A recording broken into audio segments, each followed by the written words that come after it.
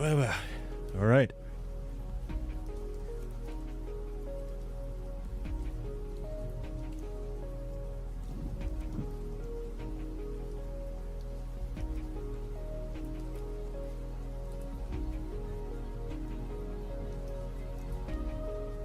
Hello.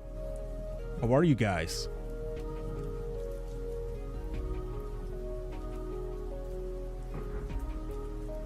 I did it. I didn't hear myself for once. Fuck yeah. Alright, we're getting better at this. As I say that, I hit the wrong volume thing.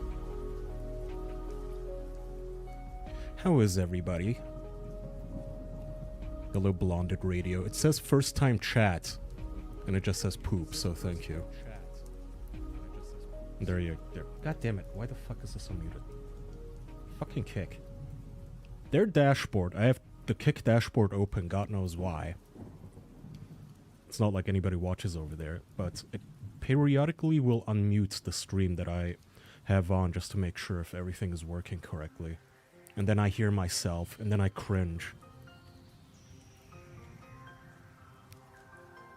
Yo, what's up, Kaya? How we doing today? I'm good. A little exhausted, but good. Then they also use AI in Expedition 33. Yeah, we can get into it in a second here. Good morning. Morning. Where are you? You must be in Australia, aren't you?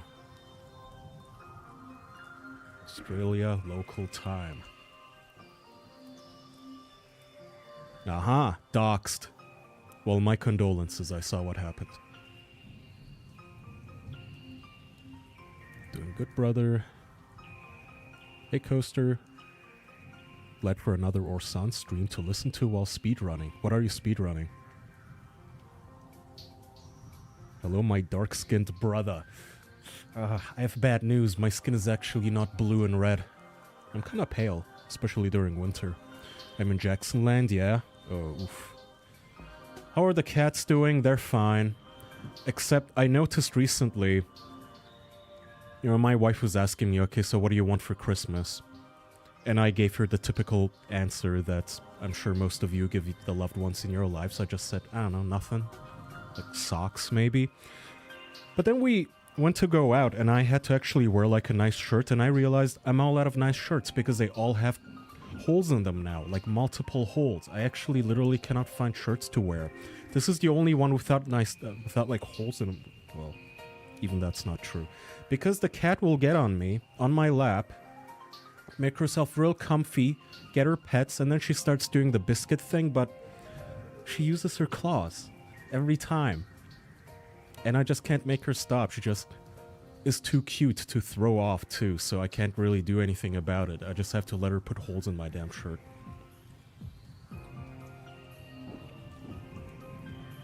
Love the bisexual lighting. Thank you. I do like these colors too, so that's the downside. I know like a lot of streamers use this lighting. First and foremost, like first example would be Vaush, the Goblin fanatic. Goblin enthusiast. Goblin respecter. Don't worry, I promise I have nothing. I have no... Here, I'll prove it. Where'd my camera go? Ah, no, topic spoilers. Oh no, wait. Okay, I thought actually that showed you something bad, but... Every streaming site will warn you, do not show your stream key because people will stream porn to your channel. So that's why I panicked. Oh my god.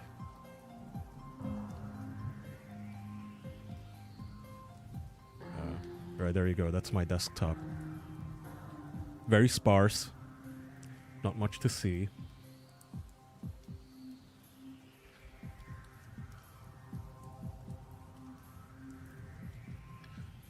This lighting really highlights your neural diversity. I like that term. I think I'm gonna use that from now on, except like, instead of retarded.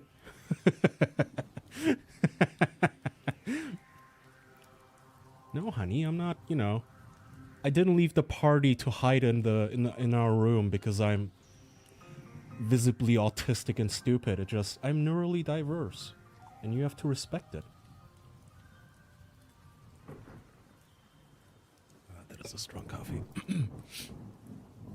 For Christmas, I'm just happy that they get me things that they think I'd like. Except cologne. I feel like I'm being insulted when they get me that. Dude, I hate cologne too. As a gift. I don't think I've received cologne ever since I was like maybe 20, but people assume, oh, this is what a young man would want. And I don't know. I don't get it at all. Tax enthusiast, yeah. Kaya, my girlfriend is Greek. I don't know if I can let her know about the podcast. It's okay. Tell her I'm like half Greek. I don't know if that's true, but you know. VLC Media and Terraria, 8 out of 10 lineup. Thank you. Yeah, I'm a little sparse on video games on this one because I haven't really played PC games on stream. This is my streaming computer. This isn't like my private one. It's literally... like this entire thing is set up so I cannot accidentally leak my fucking tax documents, quote unquote. I'm joking, they would actually be tax documents, but there's literally nothing in here that could possibly incriminate me on anything. So that is nice. And convenient. Hello, Abundance. You know, Abundance, in your honor, I was thinking the other day, because I found... hold on, how far can I go out of frame before...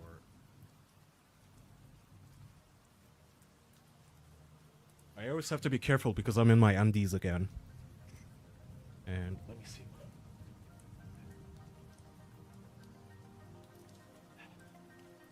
I found...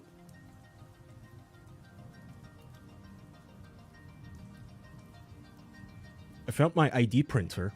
And I figured, you know what? To commemorate all of you guys who are early subscribers. Since like forever ago, since... I used to stream around like, what, 2020 or 2019 or something, or even before that. Since I'm trying to, like, get back to it, I think it could be a fun idea for... Freudian slip. A fun idea for me to make fun IDs for my early subscribers. Maybe the first 50 or so. I don't honestly know how many ID cards I have left.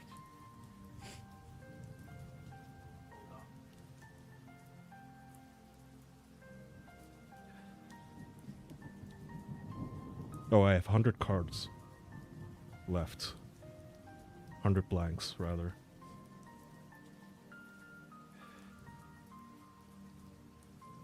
This will be flagged for nudity. Did I show my plumber's crack?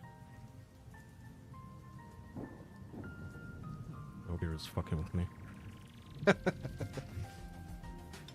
Anyway. So that was an idea. Well, depending on how expensive it's gonna be to ship to you, because I don't know where the hell you live. If it's in America, I don't know. How much is it to ship, like, an envelope? And then I'll have to come up with design ideas for each individual. But that was just a cutesy little idea I had, in case anybody wanted to... I have to check out, like, who my list of subscribers are, actually, because I think... I'll make it like a across YouTube, Kick, Twitch, doesn't matter where.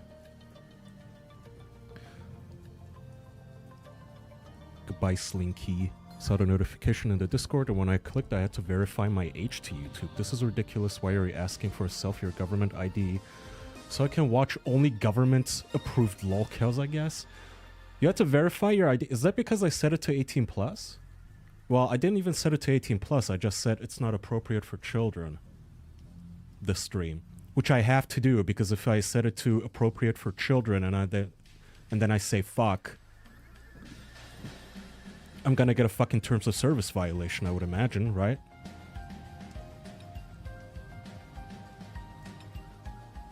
So I have to set it to baby mode. Sorry, you have to verify yourself. Or maybe it's the AI that is supposed to detect if you are a child, so I don't know what the fuck it is you're watching. I don't know if you're watching Coco Melon on loop.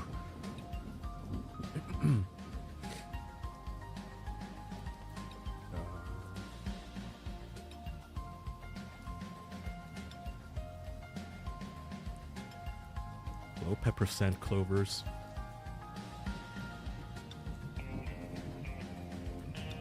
calms me down. What, the stream? Well, that's good, because usually it riles me up. I'm gonna be riled up here in a few minutes. I can feel it coming on already. I want this to loop. So that's the Christmas talk out of the way, I suppose. I want shirts. What do you guys want? Anything specific?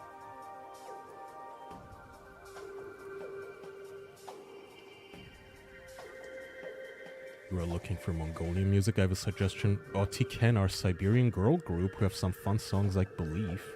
Wait, I want to see. Girl throat singers? Do they deep throat sing?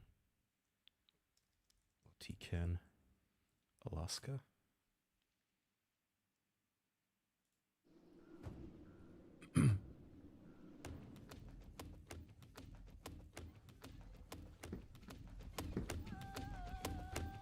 Hey, that's a boy. You baited me.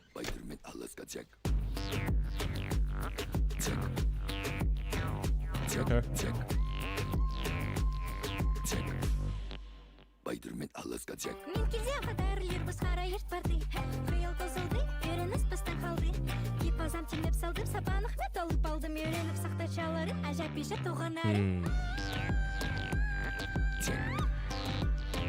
So this is a male throat singer, and then he has a cadre of women as backup singers. What language do they speak in Mongolia? This sounds really Slavic to me. Mongolian, I guess? Is Mongolian like vaguely Slavic? Or is that just me hearing it? Huh. 5 to 6 million people speak it. This would be a perfect language to learn, to just like talk to your wife with on the bus or something, and nobody else will ever know what the fuck you're saying, because globally, 5 million people knowing the language, that's like nothing. No one in America is gonna understand you. Alright. That band gets an approve. That is fun.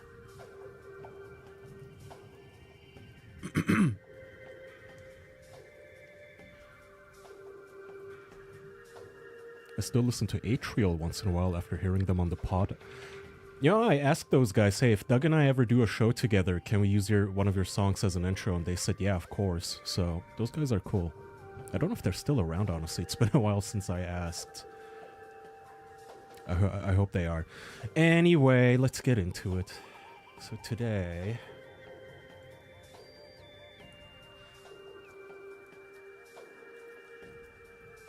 Let me scroll up all the way here.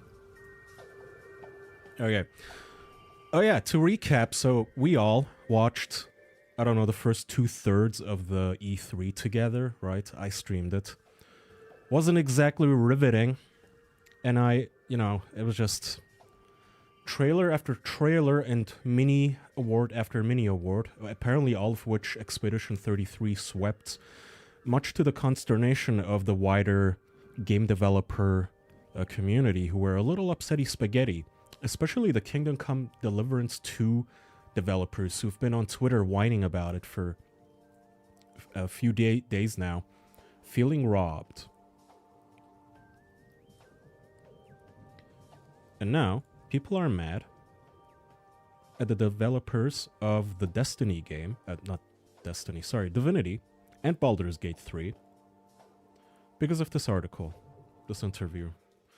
Baldur's Gate 3 dev embraces machine learning for tasks that nobody wants to do. This is Larian, by the way. Machine learning and artificial intelligence are some of the most talked about technologies in gaming across a variety of industries. Some fear blah, blah, blah. Where's the quotes? Machine learning works really well for what? It's the obvious thing, like a motion capture cleaning or voice editing or something very specific, retargeting. So that is basically if you play with different species, you want to be able to reuse an animation on a different species that are on a different size, and then they're doing certain interactions with others, the CEO says. And he says machine learning works really well for that. Larian is also embracing the technology for what's called whiteboxing, which is the term for how a studio like Larian iterates on ideas rapidly. Whiteboxing is essentially the stage before you actually do the real implementation. So basically just like boxing the whole idea out, fleshing it out, mood boarding, rough concept, not even concept art, like when you, what a mood board is when you have an initial idea for a video game, you scour the internet for kind of sort of like images to give you inspiration, and then you have an actual artist make concept art for you. What he says in this article is that they use it for the mood board part. They don't actually use AI for concept art. They just like do it for inspiration. They type something in like a prompt that they want to recreate eventually, and that's what they use it for. And people have been giving him a lot of shit for it. Does winning an award even do anything? No. Not to my knowledge. I mean, you get to brag about it, I guess. I don't think you get like a monetary reward. Just like the Oscars, right? I don't know if the Oscars comes with money. I know the Nobel Prize does, but I don't know if that's really comparable to the Game Awards. It's really small, isn't it, for you guys? Anyway, he gives this interview, and nobody reads it, of course. Nobody actually reads it. They just read the headline, which says Baldur's Gate 3 dev embraces machine learning, and people get fucking pissed and give him bullshit for it. Just like Gen Z always loses their mind, just like how the artists, the Tumblr artists, lose their mind anytime you mention AI in any context. It doesn't matter what. You could be self-driving, it could be automatic subtitles, it could be medical. Hey, AI just detected... AI is able to detect cancer at better rates than actual expert doctors who've done it their whole lives. They don't care. They will always yap about their art. And they've been yapping at him. So now he's angry. Sven Vinke says, "Holy fuck, guys, we're not pushing hard or replacing concept artists with AI. We have a team of 72 artists, of which 23 are concept artists, and we are hiring more. The art they create is original, and I'm very proud of what they do. I was asked explicitly about concept art and our use of generative AI. I answered that we use it to explore things. I didn't say that we use it to develop concept art. The artists do that. And they are indeed world-class artists. We use AI tools to explore references, just like we use Google in art books. At the very early ideation stages, we use it as a rough outline for composition, which we replace with original concept art. There is no comparison. I talked about how we use machine learning here, if you would like to know more. We've hired creators for their talents, not for their ability to do what a machine suggests, but they can experiment with these tools to make their lives easier." I'm good, Tristan. Hello. Tristan poos. I'm glad you're telling everyone you poo. So let's see the post engagements here. Oh, hold on. Okay, well, people lost their minds on Twitter, of course, but you guys don't know this, but I have a spy account. I have a covert account on Blue Sky that no one is ever gonna guess is actually me. And I've been looking at some comments over there. This one says, ironically, Larian is an anagram of AI, nar, L. Who feels owned?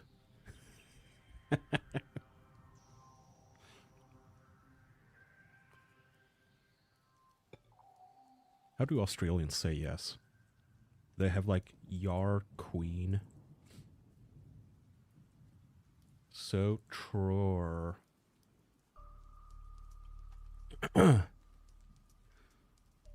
Holy reach. It is a reach. Another one says, if you're using an AI to generate quote-unquote concept art and then creating an in-game asset based on what the AI plagiarizes, you're using an AI-generated asset. It's derivative, yeah. So where do we draw the line? If I go to the Van Gogh Museum and burn one of his art pieces really into my retinas, and then I draw something based on his art. Actually, not even. Okay, me and my friend go to a Van Gogh museum. He stares at the Van Gogh art. He draws art based on Van Gogh. And then I look at the art he drew, that he recreated, that he generatively created after learning about Van Gogh. And then I make art based on that. And somehow that means that Van Gogh from Beyond the Death has a right to my work, I suppose. He gets to copyright strike me. This is how people think AI works, by the way. Genuinely, if you just go to Grok or ChatGPT and you say, hey, draw me Santa, and then you're like, oh, that's a nice, cool drawing. I'm inspired by that. I'm gonna draw my own version. They think, no, you may not. You can't, little baby infant child. You may not. That is theft. Anyway, they're very angry about this stuff. And the problem for them is, of course, A, the hypocrisy of it. Well, before we even get to the hypocrisy, apparently all other studios use this too. Expedition 33 said that they're using it. Some other, like all of them are eventually going to be using this. So are movie studios. Whenever James Cameron goes on, is it James Cameron that's making Avatar? The guy that makes Avatar, he's like so proud. Apparently before the film, he put, this was not made with any AI whatsoever. And it's like, dude, the entire thing is fake. Like, there's not a single real thing in your movie, not one frame. What is this flex? What are you even flexing about here? You didn't use AI. Okay, fine. You used algorithms to simulate the water in your movie. You used algorithms to simulate the blue people and the fire and all the other special effects and the billion-dollar production around it. Like, what do you mean? The AI is probably running in the mouse that one of your VFX artists is using on his computer. It's everywhere. It's ubiquitous. Not to mention, I'm getting really fed up with these AI hating, like, young, snobbish kiddos. If you have the artists and are hiring more, then why resort to using the generative AI when all it does is steal work from people you could be hiring? Because you just want a quick art piece to look up. That's like saying, why are you Googling things when you could have when you could hire someone to draw you Google results?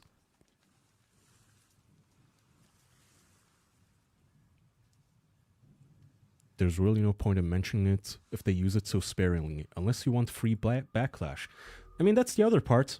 All this is gonna do is lead to companies to be quiet about it, right? They're still gonna use it. They're all still gonna use it. They're still going to use AI-generated inspiration mood boards, and they're still going to use Photoshop, generative fill, all of that stuff. They're just not going to tell you from now on. They're not going to give you interviews until it's normalized, and eventually it will be. What was I saying? Okay, and the other part is, of course, the hypocrisy of it all. I look forward to the time, probably 5 years from now, when all of these people are going to be using AI lovingly, and they're going to be reveling in it, and they're going to shut up, and they're going to act like they never threw this massive bitch fit, because AI isn't like, it's in your phone. Your calendar app uses AI, your map app uses AI, your camera uses AI, your messaging app uses AI. All of these artists, I presume they're using Photoshop. Okay, Photoshop uses generative fill. Where do you draw the line? All of these people use YouTube, right? I mean, speaking of people losing their jobs to AI, I don't know if you guys noticed, this is one of my favorite examples, but at some point, websites like YouTube, Netflix and such, they started offering automatically generated subtitles. This felt like overnight, but it actually is a really big deal. It always struck me as a huge deal. And nobody thinks that's a bad thing, right? Especially the way with the way some movies and shows are mixed. You kind of have to have subtitles on, or you cannot hear the quiet passages, or you have to turn it up, and then your fucking ears get blown out at night. So sometimes subtitles are awesome. Everybody's grateful they are there, especially for like deaf people, right? Well, guess what? That used to be a whole thing. You used to have to pay people to transcribe your TV show or your podcast. Do you think those people are happy it's all automated now? All of that was trained on their work. Partially. It was an entire industry on Fiverr where you would have to pay people $5 a pop to transcribe like a 10-minute video on YouTube so that you could take the subtitle file and upload it with your video. All automated now. Nobody gets paid for that anymore. All of those people got fucked. They got fucked. They don't get paid by the word to write it down anymore, listening to podcasts that they don't enjoy. But no, you never hear about that sort of stuff. You never hear about whatever Google, what is it, Google Gemini assistants, whatever, Siri, Alexa, AI right now being used on Twitch to hide my stream from the front page. But anyway, it's everywhere. It's on every social media site. Reddit uses AI. Reddit sells you to AI. X uses AI. Facebook uses AI. You cannot use anything Okay, we're gonna get to it, but like your monitor uses AI. Your fucking TV remote uses AI because it has a goddamn microphone in it that does voice recognition. Everything uses AI. Okay, my fucking tennis ball here probably has AI in it. Unless you want to live like the Amish, you are in contact with AI. And over time, it's going to become more and more transparent. It's going to be more and more, oh, I don't even notice it's there. Oh, what do you mean? What do you mean my assistant in my calculator is actually an artificial intelligence? That's not true at all. Huh? What? No, yeah, I use it every day, but I've never been against AI. No, what are you talking about? No. And they're gonna act like it was never a thing. And I think this is genuinely... Here's a prediction for you. Clip this. This is gonna turn into it's gonna be the new, there is no ethical consumption under capitalism. You guys know those kids, those like, somewhere between like 14 and 24, they will yap about capitalism and how we need to eat the rich and kill Elon and liquidate his assets and seize SpaceX and kill the rich and blah, blah, blah, blah. And then somebody goes, well, don't you use Amazon? And they go, bah, no ethical consumption under capitalism. What, just because... They will spam that one fucking cartoon that's like, hey, we should improve society somewhat. And then the guy goes, oh, how curious, but you use an iPhone. It's gonna be that, because it is valid criticism. Yes, we do live in a modern capitalist society, you're right. You do have to have a smartphone these days, but why does it have to be the latest model every year? You're right. You do have to own and purchase things, but why do you have to buy quite that much, and why do you have to buy it on Amazon? You don't need next day delivery. You're right. There is no way around consuming things, but do you have to be subscribed to every streaming service? Do you really have to play this video game? It's like, doesn't really seem to me like you're forced to participate in capitalism as much as you revel in it. It's like a pig in mud. And it's gonna be the same with AI. That's my prediction. They're gonna go, there's no ethical consumption of AI. So therefore, it's actually okay for me to watch AI-generated Coco Melon on my phone. It's actually okay for me to enjoy AI art, generated video games or whatever. That's where this is going. They'll look at all the doers and makers like the Divinity people and they'll condemn their use of AI, right? But then when you point out that they themselves are entirely enslaved to AI, like little pigs in leather masks, they're gonna be like, no, I have to use it. They don't. I have to use generative fill in my Photoshop projects. That's different.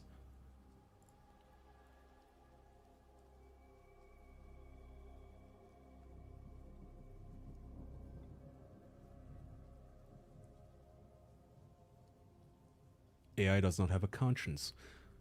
Wait, let me read that in full. Personally, I think generative AI takes away from people with actual artistic passion. AI does not have a conscience and it has no creative power whatsoever, so I will never respect AI art, quote unquote. And the thing is, I agree with you. I talked about this on like, I don't know, like 4 or 5 streams ago. I was talking about how whenever I listen to a podcast now and they play like a parody song, I think, oh, is this AI made? That instantly makes it worth a little less to me, right? That instantly makes me think, oh, there was no human passion here, like no human effort. I don't care if, like, I would prefer a guy in his bedroom just playing a banjo into his, like, MacBook Air microphone with shitty quality for a parody song. I would enjoy that more than an AI which can, even if it's an objectively more premium, higher quality song, even if it's a funnier song, it kind of loses that touch to me. That's true. I completely agree. But it is gonna be a thing, and as long as that's not how they use it, like these Baldur's Gate people said, okay, we're not actually putting it in the game, like we're just getting inspired. If you want to make it would be like if you AI generated a parody song and you went, huh, I wonder if I could do something like that. I think that's fair.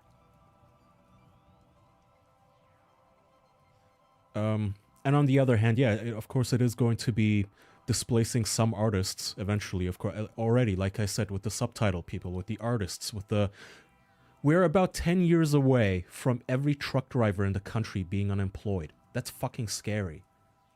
About 10 years away, max, from every Amazon delivery driver, every Amazon warehouse worker, every warehouse worker in general, like factories, anyone at an assembly line getting automated away. It fucking sucks. Those are the real issues, but no, it's all about fucking artists. It's all about just the artists, and I think I have like a personal gripe with these fucking Tumblr artists because they've been getting warned for years now. I saw this one tweet.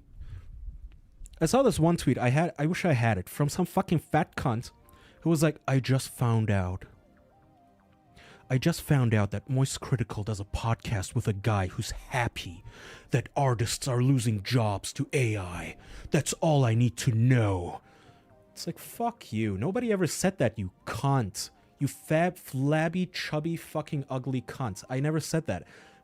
On the show, we've only ever pointed out the hypocrisy of like mocking truck drivers and telling people just learn to code and laughing and giggling pettily, and gleefully almost about it can't even do fingers.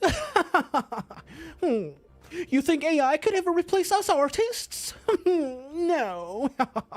Why don't you go back to your cashier job while you still have it? Yeah, now you have to fist up your ass, don't you? Now you have to fist up your ass because you didn't listen, because you were haughty. We told you.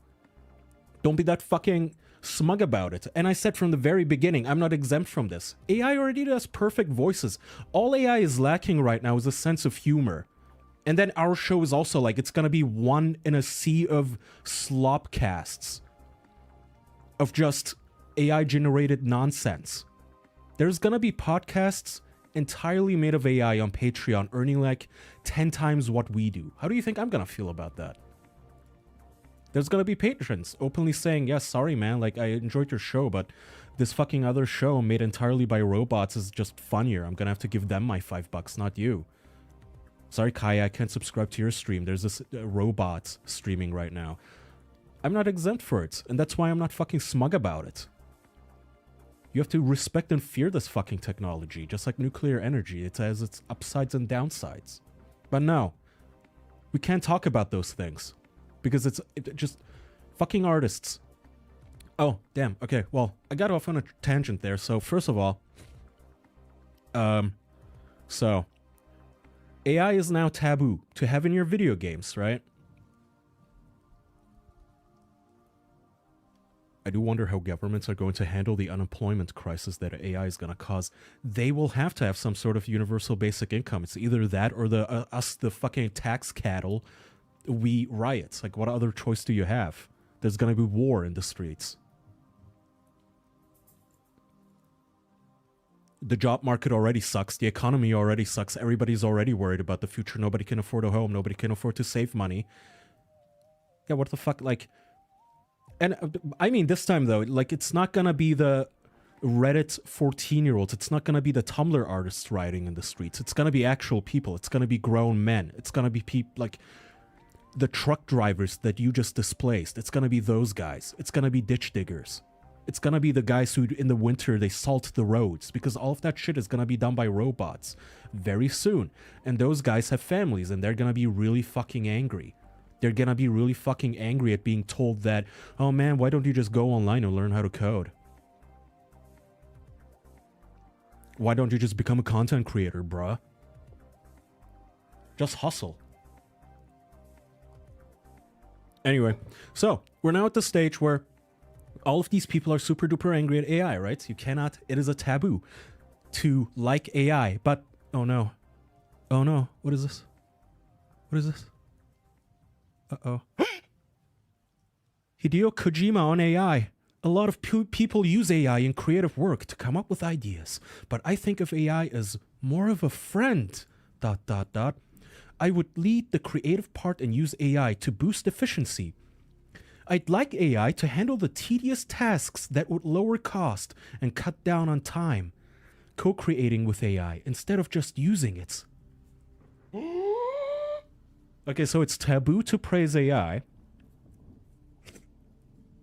But it is also a sacrament. You have to cocksuck Kojima in the gaming world. So what do we do? AI bad, No matter what, AI bad. But Kojima good. No matter what. Meltdown. What do we do? What do we do about this, chat? How can we prevent the fucking AI versus Kojima, right? Or the AI haters versus Kojima? There's gonna be some fallout here.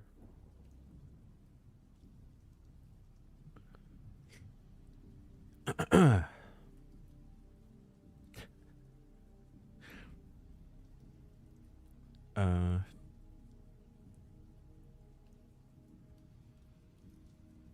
I'm not seeing a lot of disagreement here.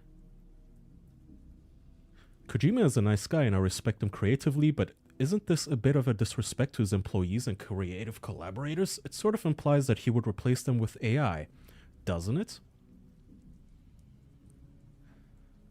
How long until the internet becomes obsolete as a source of information as well, because with the rate of progression that AI has at faking videos that can fool even the best eyes. Yeah, I mean, you're gonna have to know how to get your information.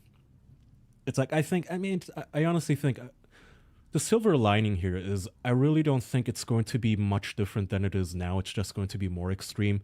Those of us who know how to get information are still gonna be able to get our hands on real information. That doesn't mean, I'm not saying like I'm better at everyone than detecting AI videos. I'm saying that I know enough that in the future I won't be able to detect it, so I'm just not gonna trust any video to begin with. But I'm still gonna know how to like use a search engine properly, right? If you're, on the other hand, if you're the sort of person who already Googles can I put glue on my pizza and it says yes and you do it, or if you go on ChatGPT and you have a ChatGPT boyfriend, like, I mean, you were gonna get filtered anyway. In the future, you're just going to get filtered even harder because the internet is going to be even harder to navigate for anybody who's not fucking normie cattle. But those people were going to be left out of the gene pool anyway, eventually. So in a way, yeah, it's going to be more depressing to be on the internet. The old days are over. On the other hand, if you're the kind of guy who's a little skeptical and doesn't fall for this sort of shit anyway, and you know, like, oh, I can't believe every comment. I need to double check this with like 3 different things. You'll probably be fine.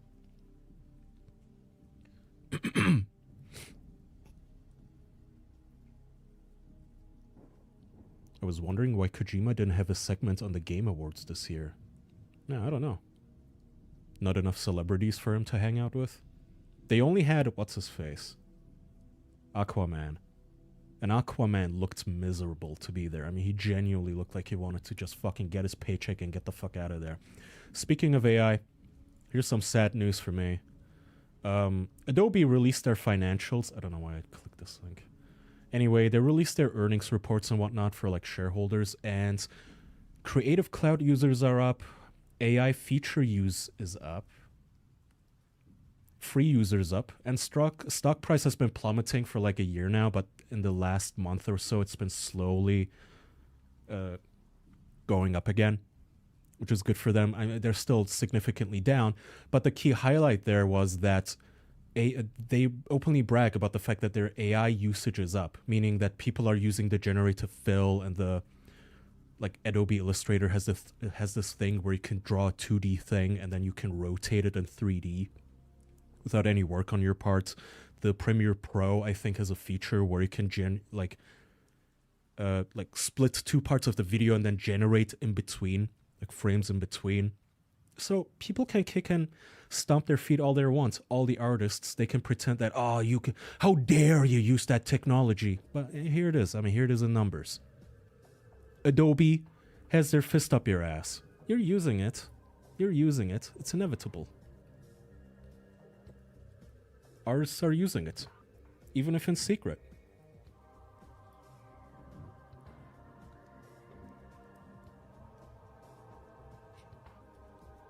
Most of the time, the people who are mad think that all AI is a chatbot or prompt-based image generation and nothing else, and they just cover their ears and yell AI bad when told otherwise. I know. That's what I meant.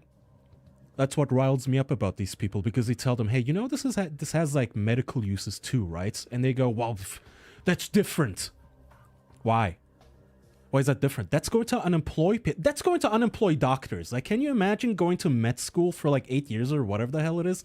And a few years from now, there's going to be doctors who are no longer needed because we're going to have a machine that like scans your body and goes, yeah, I found the cancer.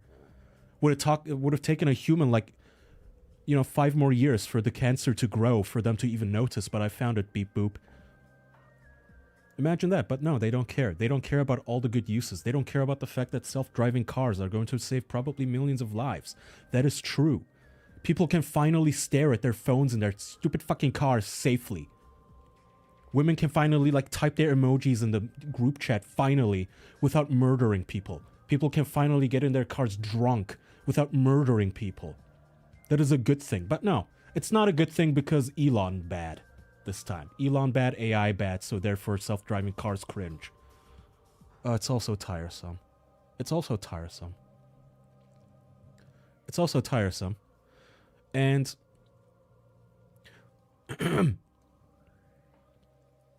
it's like anti-AI Gen Z is like the anti-nuclear boomer generation. Right? It's just the anti-nuclear boomer generation of our era. They're just mad at a technology that does have its downsides and that can go wrong, but also has immense upsides for our species, incredible uses, medicine to be discovered, DNA sequences to be untangled, exotic materials it can tell us about soon. All of these uses, it doesn't matter. Here's fucking Bernie, who's still alive somehow.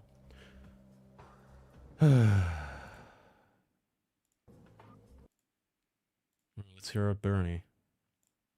Thanks for joining me. Let us be clear. AI and robotics are the most transformative technologies in the history of humanity and will have a profound impact on the lives of every man, woman, and child in our country.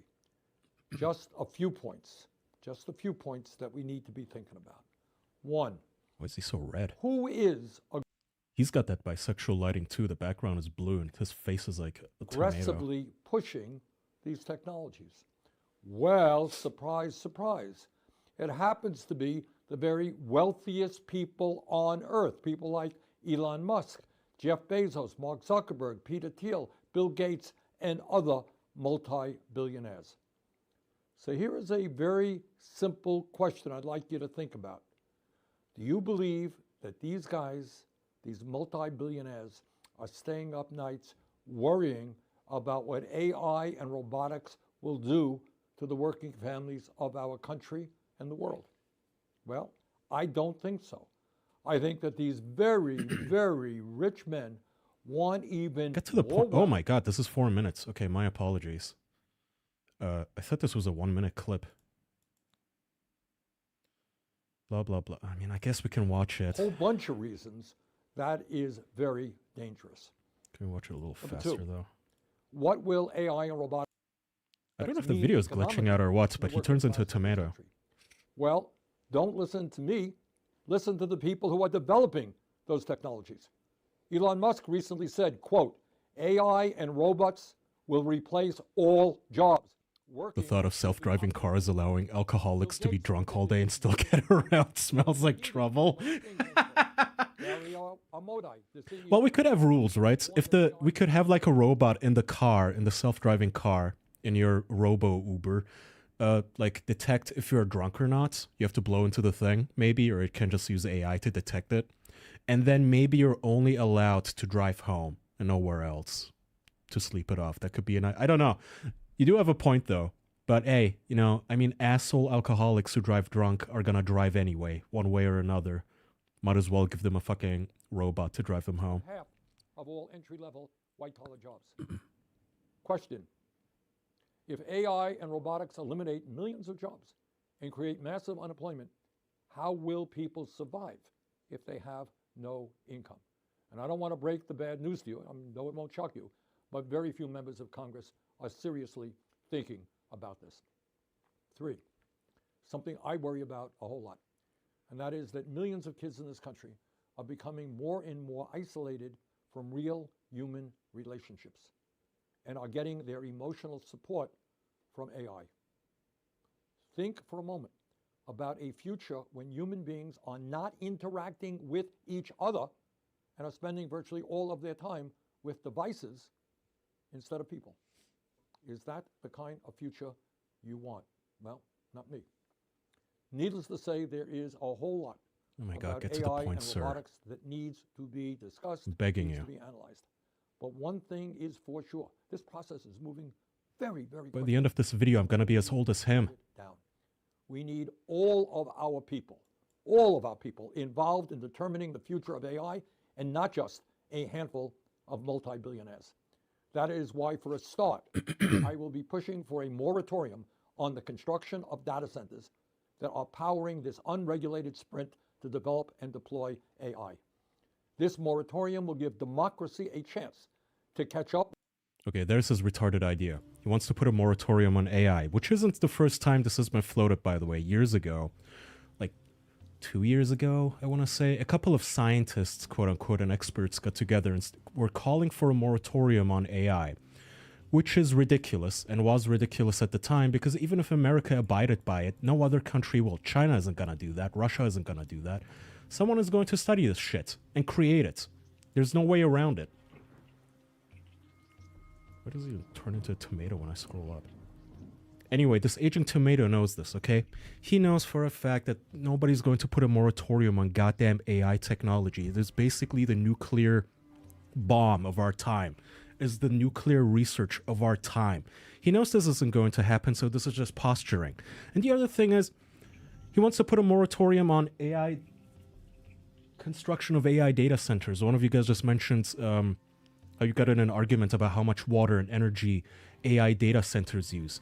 Okay, now these companies want to use nuclear energy, like microreactors, and AI data centers in space, both of which eliminate these issues, basically. You put it in space, it doesn't even need water anymore. It gets its energy directly from the sun. So what is the issue exactly? And what's so upsetting about this video is that he takes what are good points, white-collar people getting displaced. Good point. Children getting their emotional support and being addicted to AI. Good point. What's your solution to this? Something that's dead on arrival, a nothing burger solution. You might as well say, hey, let's all hold our breath for 30 days. That's not possible. It's not going to happen. Okay, if the kid doesn't get his emotional support from fucking OpenAI, he's going to get it from whatever the Chinese are creating. He won't be alive for it, so he gets the virtue signal. That's been this man's entire career. Like, I don't hate him, but genuinely, ever since 2015, he's been doing the same shtick. He has never done anything useful. He's like a professional just there.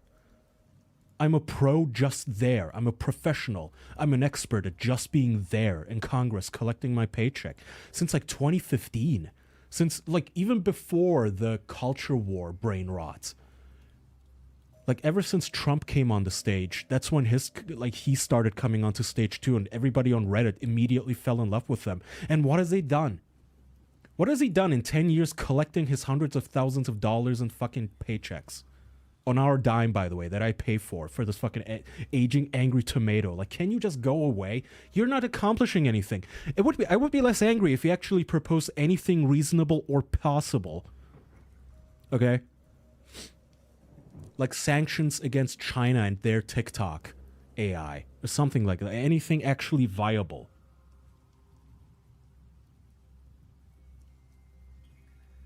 I don't know. Like, genuinely, the universal basic income, it sounds like such a lazy thing to just like, hey, give everyone money. Even that is more reasonable than, hey, we should stop researching the world's most advanced technology that all of our enemies are also researching, and that, you know, if we research it better, we have a vested interest in being the leader in it. It will benefit us. You know how lucky we are? He talks about Elon Musk and Bezos and whatnot. Would you rather they be Chinese? Because that's what's going to happen. You put a moratorium on it. You go to X AI and tell them you're no longer allowed to make data centers. Elon Musk is going to be a Chinese citizen tomorrow. He's going to move there. Would you rather they have him? Would you rather the Chinese have Jeff Bezos and his empire? Would you rather, what is it, Sam Altman? the ChatGPT guy, would you rather him move his businesses there and make his microreactors there? And would you rather, like, SpaceX owns an entire constellation of satellites in orbit now. It is a good thing that America did that, despite these fucking archaic geezers trying to drag us back into the Stone Age. It's just so fucking frustrating to hear these boomers who don't even know what they're talking about. I know, like, a staffer wrote this for him too. That is the upsetting part. Like, I know he has no fucking clue what a teenager getting emotional support from an AI chatbot even means. Ask him what grok is, and he would get even redder. Which brings me to more boomer hate. This is gonna be very boomer hate heavy, so get ready. AI really is the nuclear of our age, so listen to this. According to the Wall Street Journal, Trump and Microsoft want to reboot the 3 Mile Island nuclear plant. Locals in their 30s are excited about the job, so that people like me are excited about the jobs it will bring in, and also the technology, you know, clean energy. But baby boomer retirees are mobilizing to stop it. Because of course they are. The divide is partly generational, pitting some of those personally scarred by a troubled nuclear past against the younger population eager to embrace zero-carbon energy and technological advancement.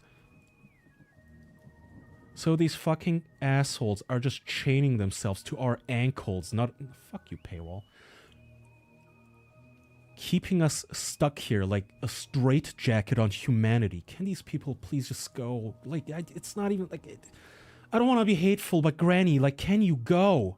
Go! Go, Bernie, go! Just fucking die already. Us young people, me and the younger generations, like, we want this fucking energy. Can you just fucking go? You're not going to be affected by this!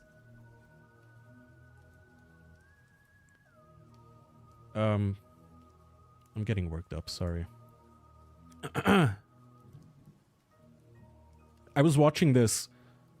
Hold on, let me play this. So, from the Tennessee Valley Authority, they shared this video. They said, with the push of a button, the 540 cooling tower in Hartsville, Tennessee safely came down this morning. The iconic structure was removed to make the Hartsville site safer and ready for tomorrow's potential opportunities. And here's what that looks like.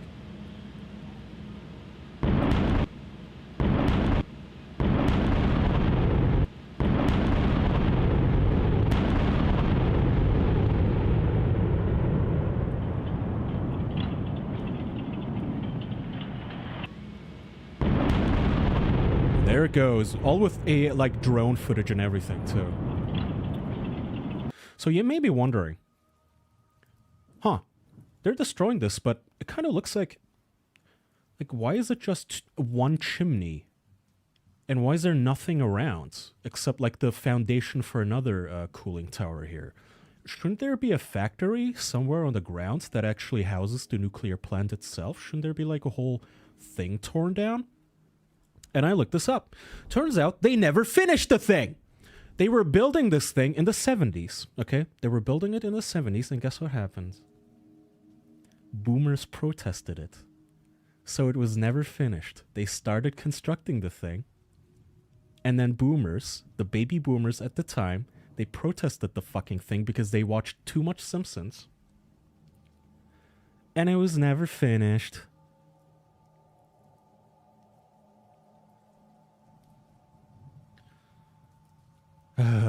We're also putting the materials from the cooling tower to good use, says Jamie Hobson, General Manager Demolition.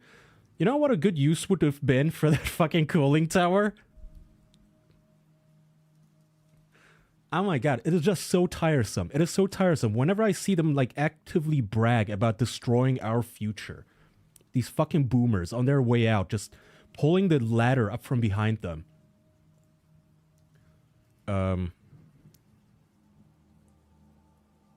Here's more. Good luck, Europe. Here's a boomer. And the tower is going down. Yeah! Fuck the future!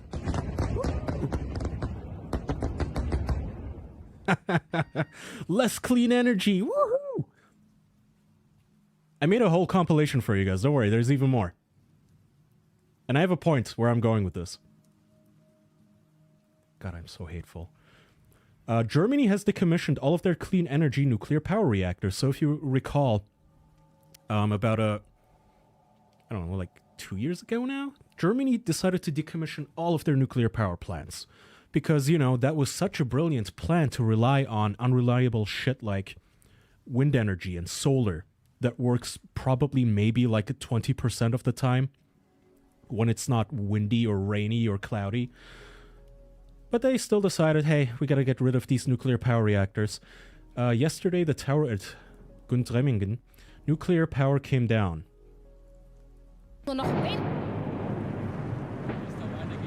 Ach so, es ist ja...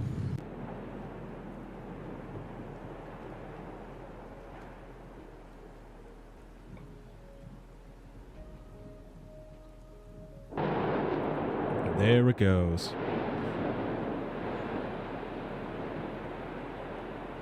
Womp womp. Womp womp. So, here's my issue with this. Europe especially, they're destroying these nuclear power plants. America has this issue too, with, just like the video I just played in Tennessee, from Tennessee. But Europeans are even worse at it, especially Germans. And the issue I have with it is like, Germans are spiteful, so spitefully against American anything that I genuinely believe they're tearing these things down because Donald Trump told them not to. There's a video where Trump, during a speech at the UN or whatever the fuck, one of these rich fuck political elite meetings, he told them, hey, that's not a good idea. It's not a good idea to tear down your nuclear power plants and rely on shit like coal and windmills because Putin will fuck you. Germany will become totally dependent on Russian energy if it does not immediately change course. Here in the Western Hemisphere, we are committed to maintaining our independence from the encroachment of expansion. And there's the German politicians laughing at him. Look at them. It has been the formal policy They're like, of our country since. they're like, oh, cringe. He thinks we're going to have to worry about Russia. Well, news has it now, statistically, Germany, you know, is now burning more coal than before their Green Deal. Like, they're burning more coal now than they ever have been, like 10 years ago. Okay, complete backfire. They built a bunch of windmills. They don't produce enough energy. They have to burn coal. They have to tear down entire fucking forests to mine coal. And they're reliant on Putin's fucking gas, by the way. And that is the most fucked up part. Like, these people genuinely hate America so much that they would rather get just completely ravaged by Putin. Like a Putin whose army just completely demolished and murdered like hundreds of thousands of Ukrainian young men. These guys laugh about it and they think, yeah, I'd rather have that. I'd rather suck on Putin's gas pipe, on Putin's pipe. I'd rather suckle on it than let Trump be right. And it's insane to me. Guess what? You guys wondering how that worked out? Really? Anyone wondering? Well, there you go. Laughable, right? That Putin could be an issue. Well, German Chancellor Merz announced forced mobilization if Germany fails to gather volunteers for the military to counter Russia. So, if you're a young man now, the UK is doing the same thing, and I believe France as well. Since Ukraine basically lost the war, they're all now worried, hey, Putin's gonna get ideas. Putin's gonna get ideas and he's going to encroach more and more into Europe. Why don't we just like have young men sent into the fucking war grinder, into the meat grinder? And Merz says, if we do not succeed quickly in achieving the figures we need for the Bundeswehr growth capacity, and as we have agreed together, then we will have no choice but to discuss compulsory service in the Bundeswehr. He says, we'll try to do it voluntarily. It is my attractive that we should do this, but we must keep keep open the option of combining it with compulsory military service if necessary. So eventually, if the Russians dig deeper and deeper into Europe, if you're a young European man, you're fucked. You gotta leave, man. You're gonna be dying for these scumbags, for these fucking subhuman scumbags who sit there and laugh, who destroy the future, who tear down fucking AI, they tear down fucking nuclear, they tear down any future technology, they berate you, tell you that you're a scumbag if you're a young man anyway, and then tell you also, oh, whoopsie. Whoops. You have to die now. That's insane. By the way, that man specifically, where's my video here? It's an article. It is an article. Here's how fucked this cocksucker is, by the way. Friedrich Merz is his name. They kind of misspelled it here. It's not Metz. Europe, by the way, one of the most anti-AI places on the planet. He uses AI. He has employed a company called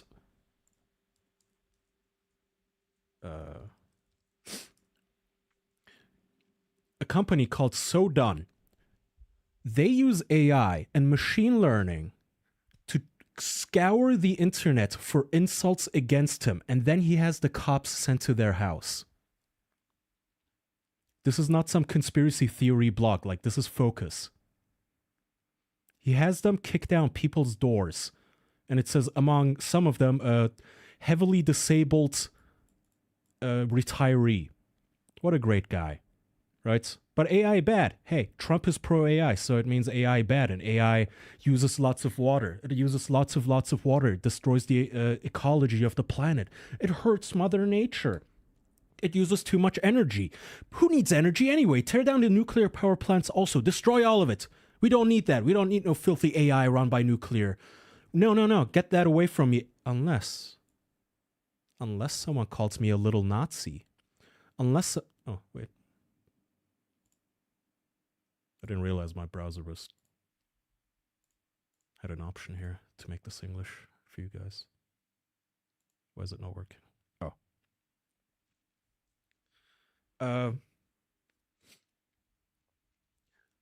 Besides about blatant cases, has numbered list from the law firm that goes up to criminal complaints number 4,999, literally thousands. A spokesman for Chancellor Merz confirmed that the MP had some insults prosecuted in the last legislative period. Criticism also from within the company ranks. I think company here means his party. Little Nazi. Merz criminal charges led to house searches. Wonderful. So AI bad when you use it to cure cancer. AI bad if you use it to make art. AI good if you use it to kick down old ladies' doors because they called you a fucking loser on the internet. Ha! I didn't even see this. Look at this. Quote, a severely disabled Jewish-born pensioner in a wheelchair who Merz had called a little Nazi, had her mobile phone confiscated despite an immediate confession, which she needed for doctor and care contacts.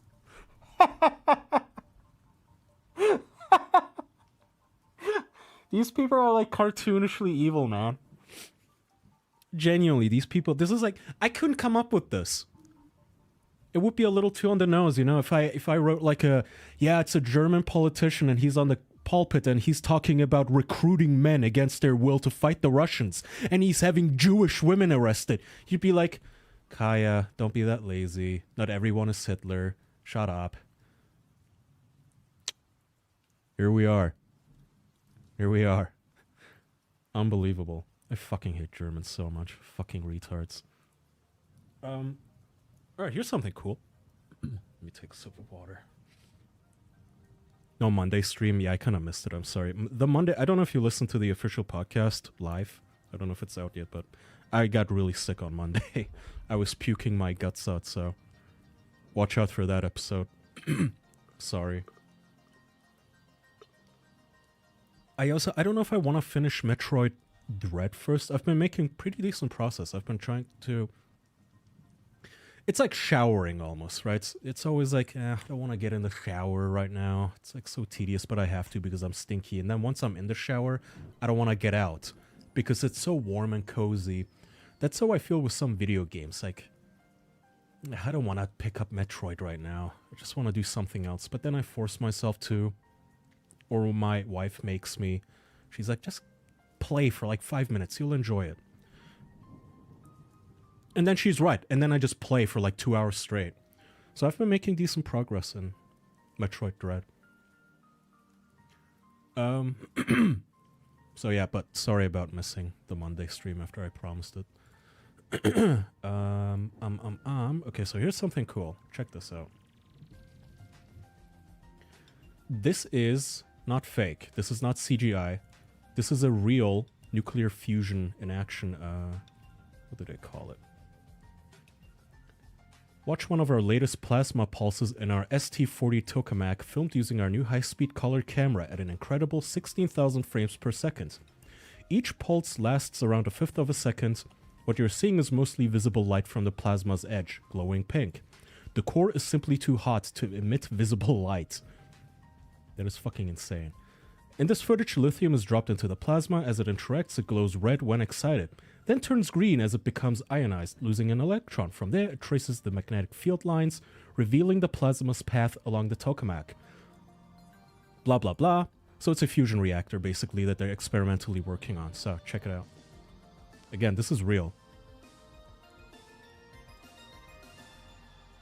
Look at that shit.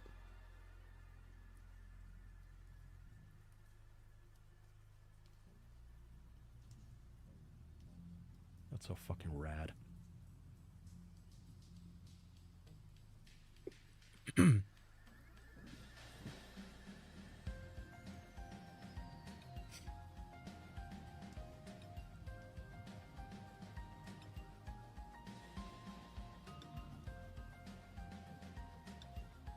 Okay, so this is basically the future of nuclear energy, by the way.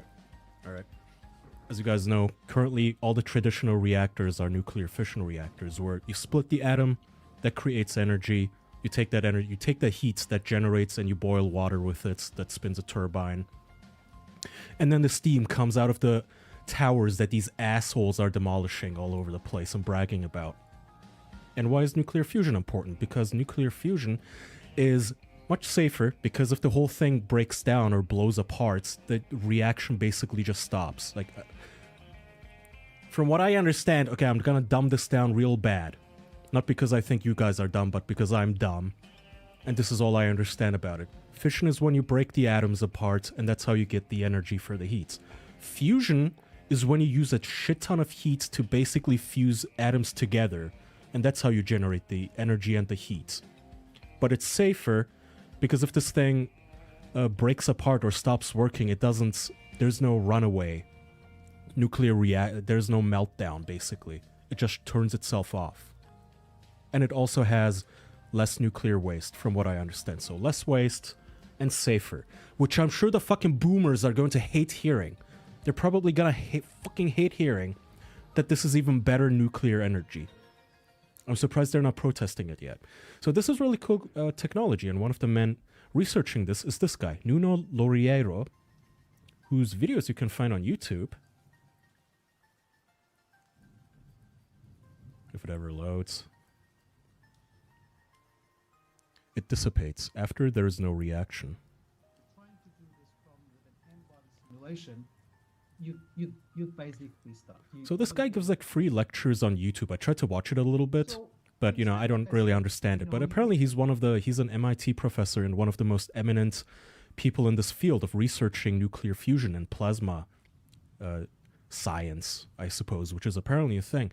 And why is this important?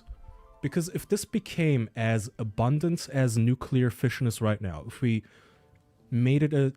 So apparently, like, nuclear fusion is still a developing field, right? We don't really have the technology or the science quite yet. It's not quite there yet. We're basically still unlocking it in our civilizational tree. It's state-of-the-art stuff that is in the middle of research. Incredibly new stuff that this guy is helping with. And it would be important because it might displace a lot of industries. A lot of industries have a vested interest in this not becoming a thing. Among them, you know, the oil industry, the coal industry, multiple nation states whose only job is exporting gas. All of a sudden, you have like trillions and trillions and trillions and trillions. Not just like tens of trillions of dollars of infrastructure that may become obsolete if this technology is made viable and simply available to be erected like normal nuclear fission plants.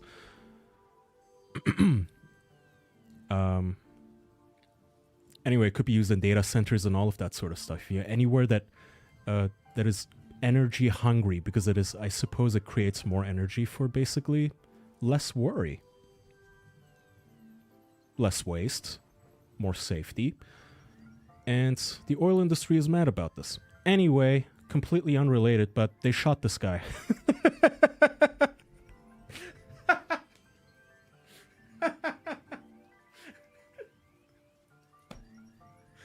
One last fuck you. We don't have any evidence who did it, okay? But, listen. I don't know who runs BP. And I don't know who runs Saudi Arabia right now. I don't know who the fucking crown prince is. But I know one thing. They're boomers. One last fuck you on their way out. They take that one goddamn, like, the one ape in our civilization, in our species, who had like an IQ of 200, who was actually working on this, and then he gets shot in the back of his fucking head twice. Which I'm sure they're gonna rule as suicide.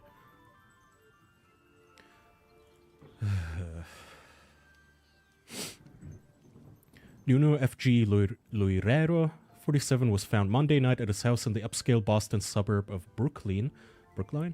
He was taken to the hospital with gunshot wounds and was pronounced dead on Tuesday, the Norfolk District Attorney Office said. The accomplished scientist joined the MIT faculty in 2016 and quickly became known as the imaginative scholar, gifted administrator, and enthusiastic mentor. Tiger by the horns. Those are two totally... Shut up, boomer.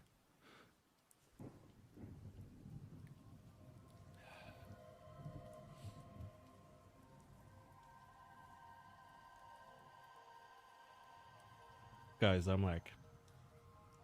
We need total boomer death. We need TBD. I'm sorry. I know there's like lovable boomers out there too. You know, I have some in my life. My mother-in-law is a lovely, one of the sweetest people I know. But then most of them, they have no qualms with. They got born into the cushiest period in American history, probably. They reaped all the benefits, and now they're just leaving it behind a worse world. They're probably happy this guy got shot. They're like, I don't like it. Wind energy is better. It's good. We don't need nuclear fusion. Maybe Bernie should put a moratorium on fusion science. Fusion research. Why do we need it? Put a moratorium on it. Doug and Anthony, fine. They're also fine, I suppose. It is insane to me. I hope I don't become that. I think Gen Z might. That is my worry. Like all of those people rebelling against AI. I have a worry that they're gonna be 60 years old and like crying and protesting AI data centers in space being built, and they're gonna be protesting and lying themselves down on like SpaceX rocket launches because they don't want us to build bases on the moon. They're gonna be like, no, don't colonize Mars. We don't need yet another diamond mine on Mars. Stop it. You're destroying the nature of Mars. This is bad for the rainforest on Mars. You're destroying the rainforest in the fucking Martian desert. You're gonna be old. I am gonna be fucking old. But you know what? I'm not gonna be protesting things that I think are technologically just beneficial to our civilization. Unless I go full Unabomber. I mean, who knows? Who could say? Anyway, on the topic of AI... How long have I been going? Okay. Okay, one last depressing... Well, semi-depressing topic. Not even. And after that, we can have a fun topic. So... Oops. Here's a Texas W if you're from Texas. Sorry, I just blasted your eyeballs. It says, Texas sues biggest TV makers alleging smart TVs spy on users without consent. So this is about automatic content recognition, which most modern TVs have now, okay? In case you don't know, you might be thinking, okay, yeah, of course, every TV comes with, like, a microphone now. Some of them have even cameras built in, so you can motion gesture at them and whatnot. And, of course, if you connect it to your Wi-Fi, it's gonna be, like, scanning all the devices on the same Wi-Fi. If you have a Philips Hue bulb, if you have a smartphone on the same Wi-Fi, your TV is going to check all that stuff and then create a profile on you. What automated content recognition is, this is a patented technology that I think LG owns, but I could be wrong about that. Maybe it's Sony. What it does do, basically takes a screenshot of your screen, whatever it is you're watching on your TV, and uploads it to their servers to see what content you're watching. They have an AI detect the content that you're watching on your television.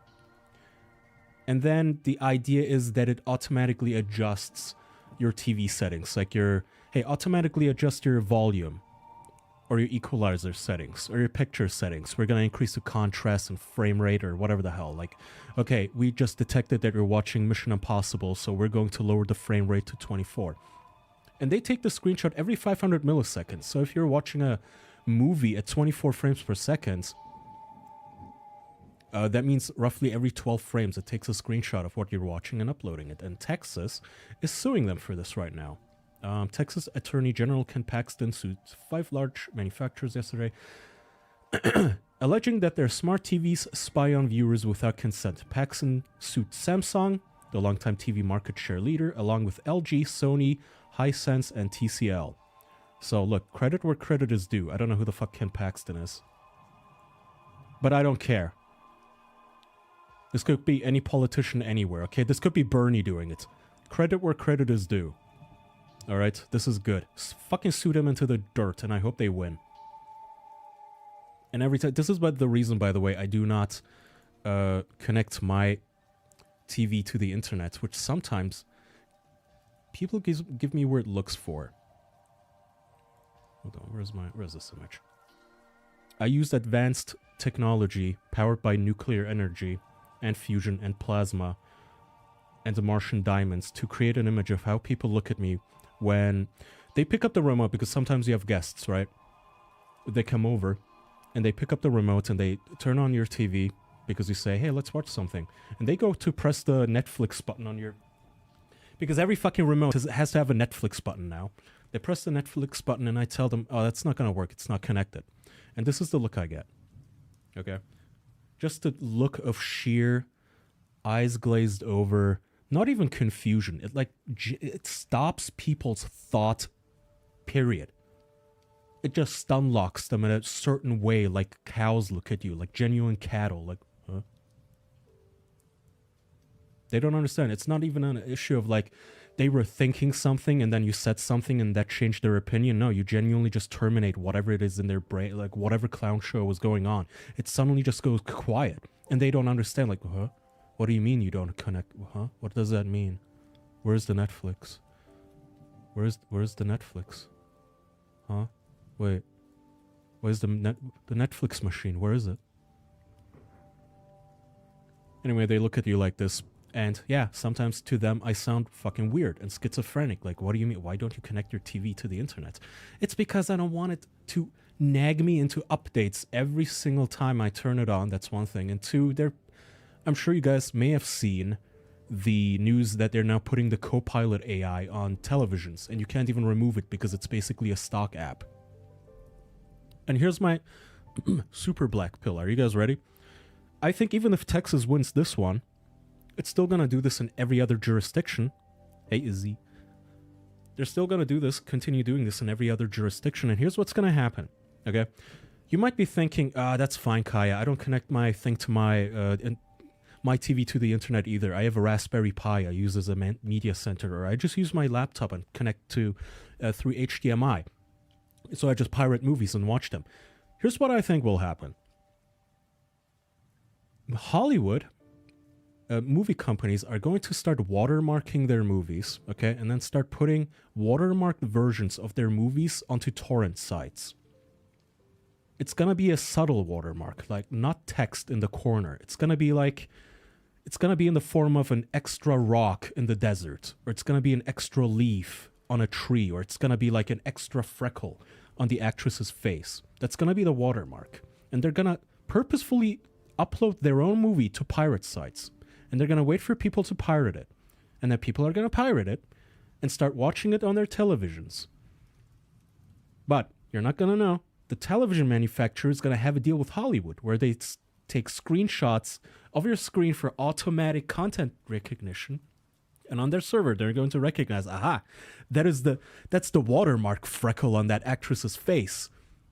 And then they're going to send you a scary letter. That's how they're going to detect piracy in the future. I betcha.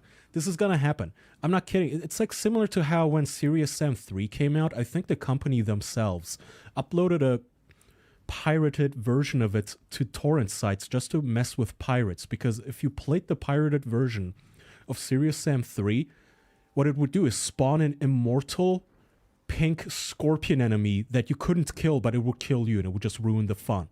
That was the studio's idea of fucking with you, which admittedly is kind of funny. I think Hollywood studios are going to do that. They're going to be like, here's a torrent, download it, I dare you. That sounds hella ludicrous though.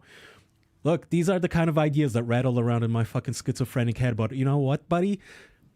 Those companies have people like me working there too. Like, I guarantee you there's at least one person working there who has pitched this idea to whatever Japanese CEO owns the Sony and the LG and whatever not. They're gonna do this. So be careful. Don't connect your television to the internet under any circumstance.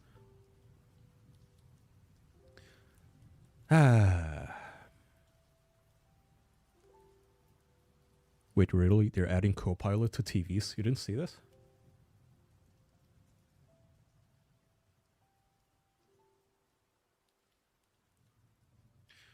LG quietly installs... After Backlash, LG will let people delete Microsoft Copilot app from smart TVs. So yeah, they quietly installed the app. Again, that's why I do not connect it to the internet. And I do not allow anyone to connect it to the internet either. I don't want to turn on my TV and all of a sudden it's like updating. Fuck you. What do you mean updating? What the fuck is there to update on a OLED television? I found the TV we have now. Sorry, I bought it 3 years ago? It's an LG OLED. And I bought it 3 years ago, never connected to the internet. You know what? Works fine. Just fine. What the fuck? Okay, well, that was...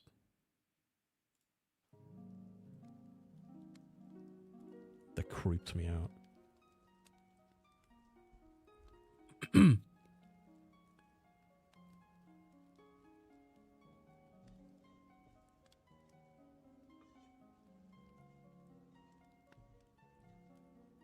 Any suggestion on how to deal with this? I mean, like I said, connect as few things to the internet as you possibly can.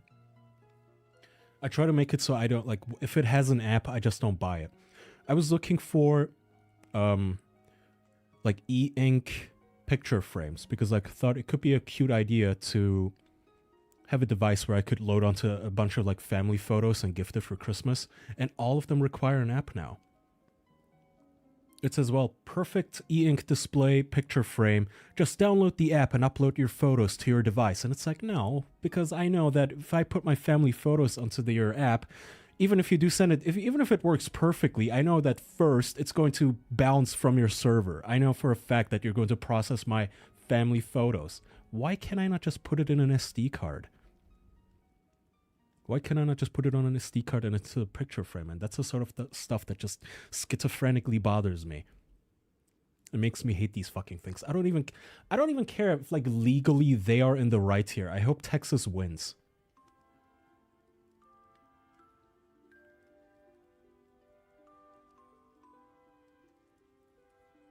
And then I mean the other solution is just to have an aggressive network filter, an aggressive firewall on your router. That's what I do. Like, I don't tell people... First of all, I don't have a guest Wi-Fi. like some people do, because you don't have to connect to my fucking Wi-Fi. Just use your data plan. Everybody has a phone these days. You don't need to have my Wi-Fi. But everything in my household, any person in my household, family members, they don't have to worry about any of it. Because they connect to our Wi-Fi, and our Wi-Fi is always on a VPN, on a kill switch. So if the VPN ever drops out, the internet drops out. Kill switch, and I use NextDNS to have custom filters, and I filter all of the all of the Microsoft tracker, all of the Roku TV trackers, all of that sort of stuff. All that on a network level, I just ban all of the ads and stuff. It's kind of fun too, because whenever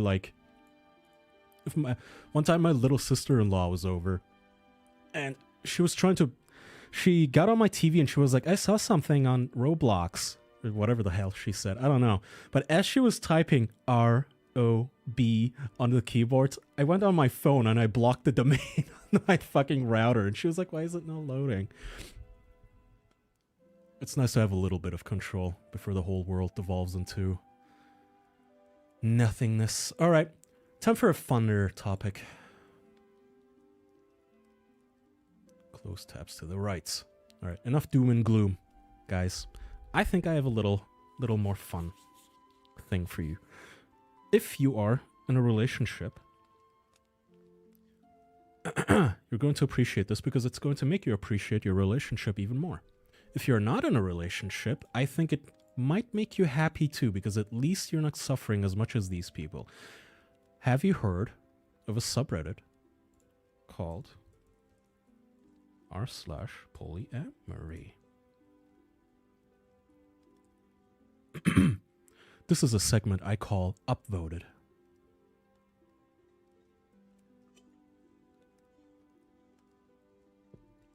I just saw random screenshots from the subreddit, and I thought, okay, this could be fun. So I'm just gonna read several posts here. So in case you have no idea, I'm sure everybody knows by now, but if you don't know what polyamory is, it's when multiple people are in a relationship. Okay, well, do they have an polyamory is openly, honestly, and consensually loving and being committed to more than one person. Which is a contradiction of terms. You can't commit to more than one person. That's like the opposite of commitment. This subreddit discusses news, views, and issues around polyamory and the people who do it. Alright. Now, you might be wondering, well, what kind of sort of discussion goes on here? Hopefully Jackson doesn't steal it. Alright. My wife keeps pushing poly, and I don't know what to do. My 29M wife, 28F, have been happily monogamous and married for 5 years with a little one, 3F. Aww. In the last 3 months, my wife has been exploring poly really hard, and despite my reservations and objections, it is abundantly clear she is going to do it one way or another. I am trying really hard to be understanding. I've been reading this subreddit. I've been reading books like Polysecure. I didn't pre-read any of these, by the way. I just went by headlines. What?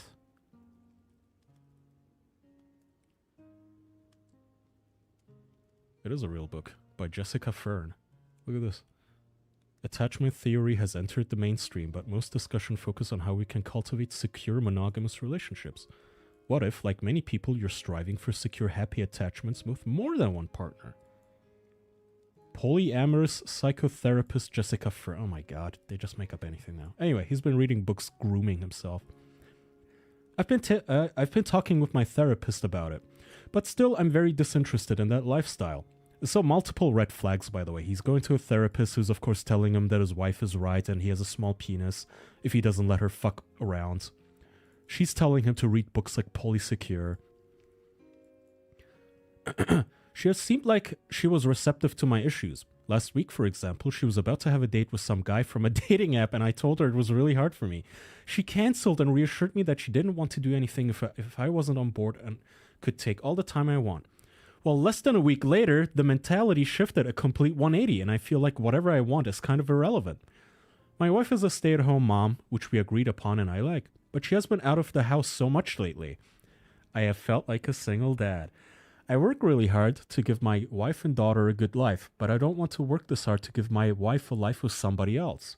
Does that make me an asshole? Every spare moment I have, I want to spend with my family, and I guess it just hurts that my wife doesn't see it the same way. For her, every spare minute, she seems to want to get away and spend time with other people or text other people or live on Instagram. Sometimes I feel like she just wants me to be just happy enough to watch her kid for her. Anyway, so that's a sad one. This is going to be a common theme. No, thank you, Plumpy Foo. There's no way this is real. This is a very real subreddit. He's cooked divorce time. Ooh, yes. Let's this one. I, female 33, have been with my partner Xitter. How do you say that? Xitter? M37 for 5 years. I've had an absolute shit 24 hours. My car broke down and I had to be towed. Found out the repairs are going to cost close to 2K. Then my sales job today, wine industry, was slow. So not going to make a dent in those repair costs. Xitter asked for some wine for his friend Aspen to give as an Xmas gift. Aspen likes our wine and he thought I'd appreciate the sale, which I do. But now I know he's going to an event with Aspen's friend Birch, my metamor of 8 months. I have no clue what the fucking metamor is. If I had to guess, like somebody your spouse is flirting with? Like an amour, but metamor? I saw Cedar's bedroom completely clean, sheets changed, bed made, which he only does when he's trying to impress someone. And that just broke me. I know I'm being unreasonable, but I've had an awful day. Now I get to go home and cry while my partner fucks someone else. I don't actually want him to cancel his planned date, but the visceral reminder while I have to self-soothe is causing me to break down.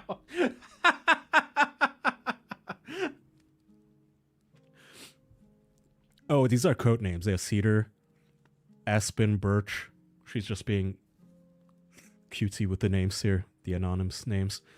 I take any helpful advice and I'll talk to my therapist about it tomorrow. That's another common theme, by the way. I don't know if you guys noticed, but everyone dysfunctional goes to therapy and they never get fixed for some reason. It's almost like, actually, therapy almost always makes them worse. Because they go to therapists who basically think like they do, and they're like, yeah, you know, you shouldn't be jealous that your friend Cedar is fucking Birch, and then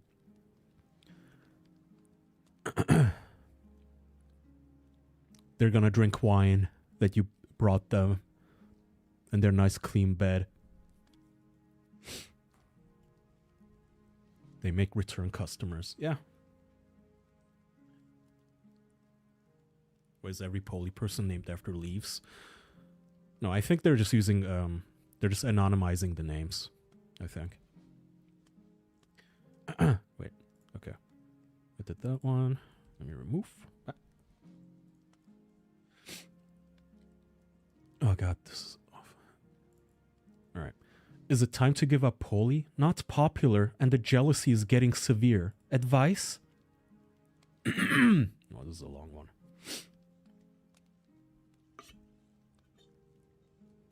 I'll try to keep it short, but the gist is I'm struggling here. I met my partner as a hookup. We fell deeply in love, and she's poly. Poly sounded great to me. I like the idea, and it honestly is something I want for myself. However, it turns out I'm just not very popular in the poly world. I'm struggling to get dates, and for the last year or so, I've been trying to find a second partner with no luck.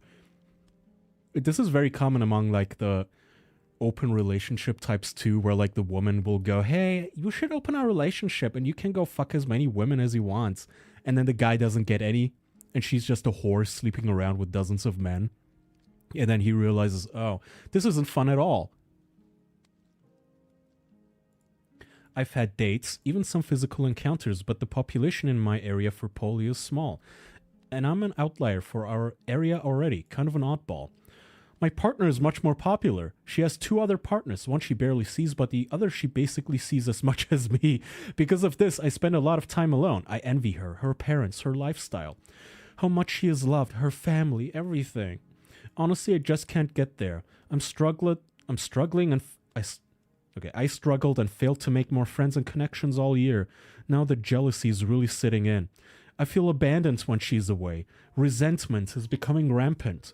I've been feeling possessive. By the way, these are the honest feelings. Whenever like cuckolds like iDubbbz and Destiny or whatever, they like rationalizing to their audience and going, oh no, you know, you're an insecure incel if you don't let your significant other fuck other people because, you know, I'm just so confident in myself that I don't care if she's sleeping around because she'll just come back to me. I don't mind if people look at my wife's asshole on Instagram, on OnlyFans. I'm okay with her being a stripper. These are their real thoughts. Whenever they're like, oh yeah, open relationship, but she still comes back to me at the end of the day. It's like, yeah, with some other dude's cum dripping out of her ears. You know, that's not... And meanwhile, you're sitting there and this is what they actually feel. They will never admit it, but this is the actual thing they feel. This is how they feel inside. The crippling jealousy, which is normal. This is evolutionary, like, of course. Ape brain. Male ape doesn't want female ape to get fucked by other male apes. It is a gut-wrenching lizard brain response to that scenario. Of course you feel like this. Of course you feel resentful and possessive and jealous and sad and depressed. But they cope. And they cope and tell themselves, no, it's a real relationship, when in reality, it's not a relationship as much as it is a custody battle, right? Oh, well, she still comes home to me. Yeah, every other Tuesday, right? She comes home to you in between, like, seeing 5 other dudes. You get, like, 1/5 of a girlfriend. That's the other part, when I call you an incel. Maybe there's some young people among you guys too. Like, never let them call you an incel, because this is the real incel shit, okay? This is actually what you do when you're a desperate, low confidence fucking loser. When you're a male who knows that he's not worth anything.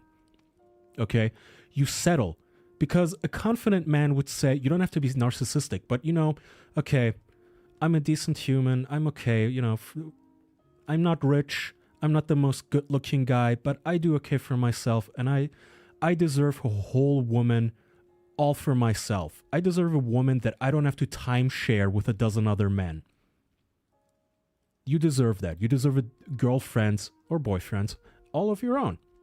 Whereas these guys, these people in these cuckold relationships, they're like, yeah, I'm so confident. Please don't leave me. I'll share you with Jerry. Please. Yes. Michael can have you on Wednesdays. Yes, okay, just don't leave me, okay? Will you come back on Thursday? Please don't leave me. They're just so, because they're low confidence. They know that if this woman dumps me, I'm fucked. So I guess I have no choice but to go along with this.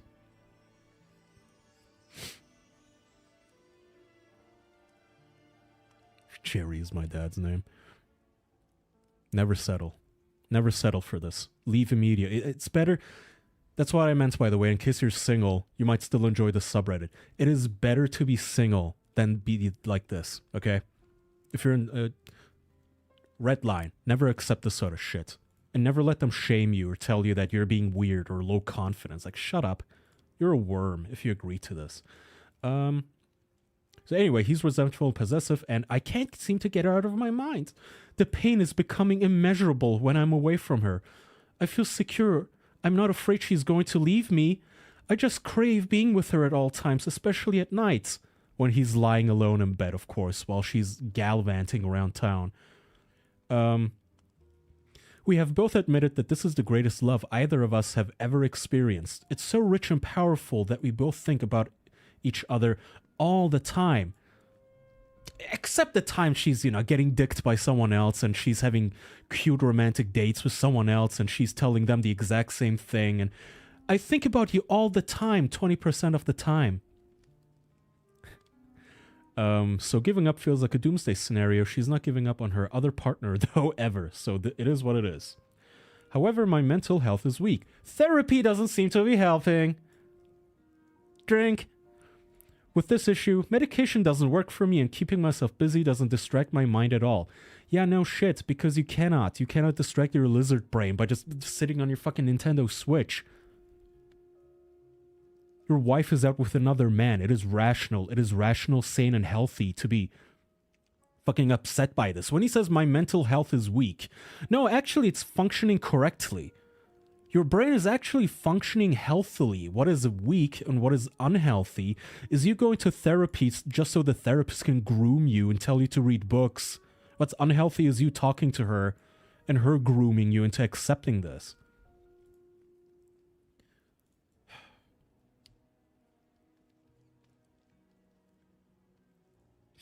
All right. My worst experience with jealousy so far.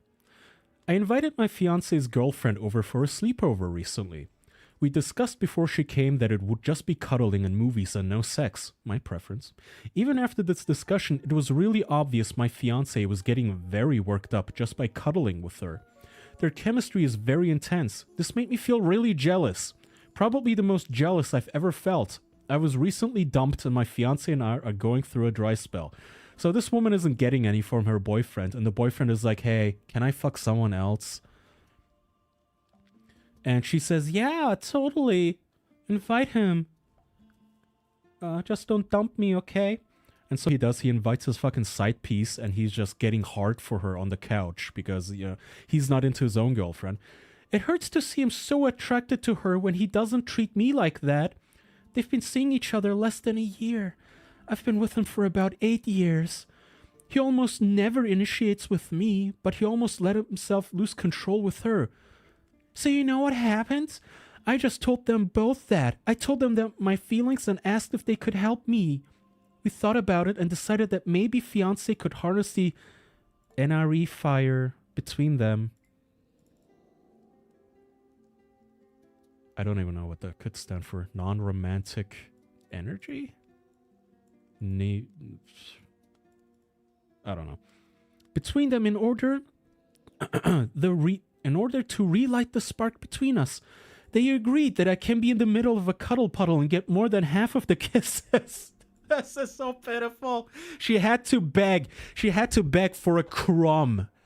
For table scrap. Can I have your table scraps? I feel left out watching you guys be romantic. It kind of hurts watching the love of my life be a cute couple with someone else. Can I be included? And they were like, yeah, I guess.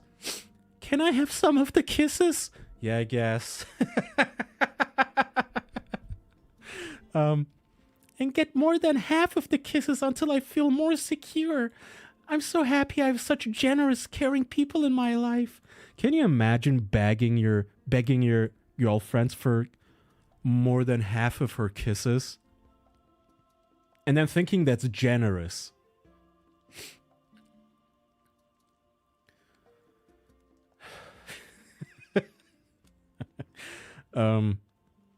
Honestly, I know he's attracted to me. And likes having sex with me. He just has a really low sex drive.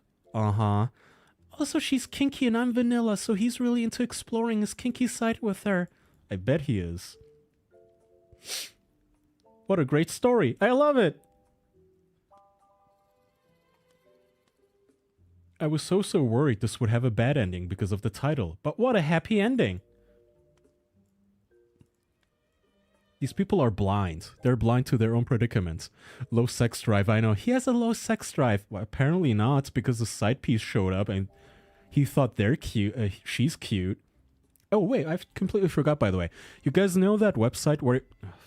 You guys know that website where you can check overlap? So, like, the users of the subreddit r/polyamory. What other subreddits do they go to very often? And, well, number one result, dead bedrooms. So this is a thing that you go into when you've had enough of your spouse. Like, one of the spouses has had enough of fucking one of them. And says, hey, you want to open up the relationship? It's not that I don't love you anymore, or that I think that you're a pathetic loser who doesn't get me hard/wet. You want to try polyamory? It's totally open-minded, and you're not insecure, are you? You're not cringe. You're not one of those incels, are you, dear? Like, you'd be totally fine with me fucking other guys, right? And they go, yes. Can I have some if I say yes? Okay, so surviving infidelity. Was that in there? Oh yeah.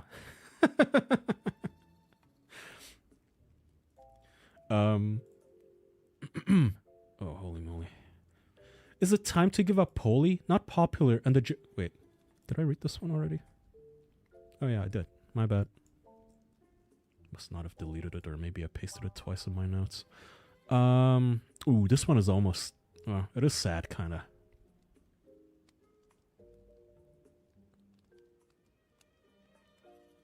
Fuck off. Your QR code. Our girlfriend left us and then passed away. My wife, female 29, and me, male 25, fell in love with a woman I'll call P. P was 21 when we met her, and she would have been 23 this month. She has tried to commit suicide before, but she was found by my wife and saved. P had some other problems besides suicide, such as bipolar disorder and some hormone disorders. She was never very happy with her body either, so I am sure she had some form of body dysmorphia. P fell out of love with my wife relatively early on, but continued with me because she loved me so very much. P would actively get jealous and attempted to seek outside help, such a polyamory book and therapy. Drink. She became my wife's best friend and vice versa. P moved out last month and in the middle of the month and started to live alone.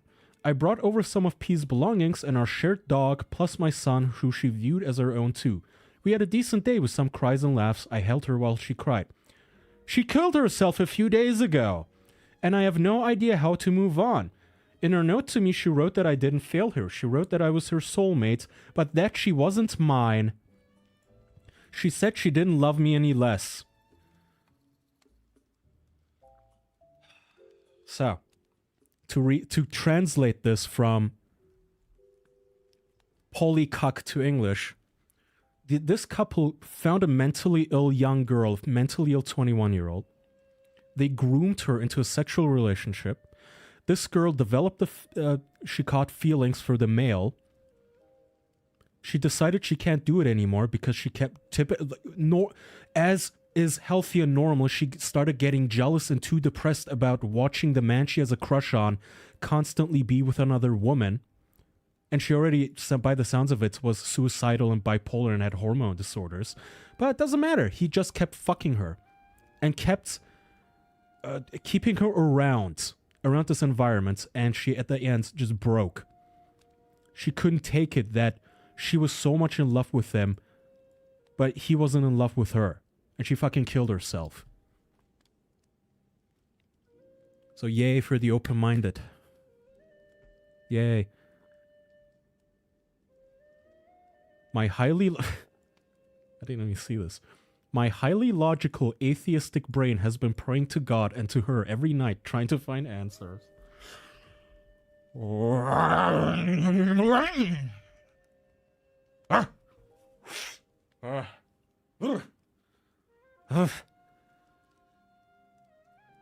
That may have been the most Reddit post I ever read. It was like, I kept saying drink. That actually felt like a 190 proof shot of Everclear. Oh my fucking god.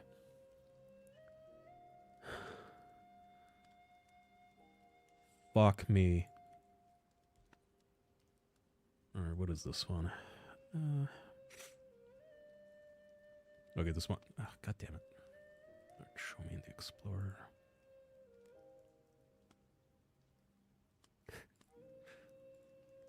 Hey. Okay, sorry. I'm trying to pull up an image. It's always hard when it's... Okay.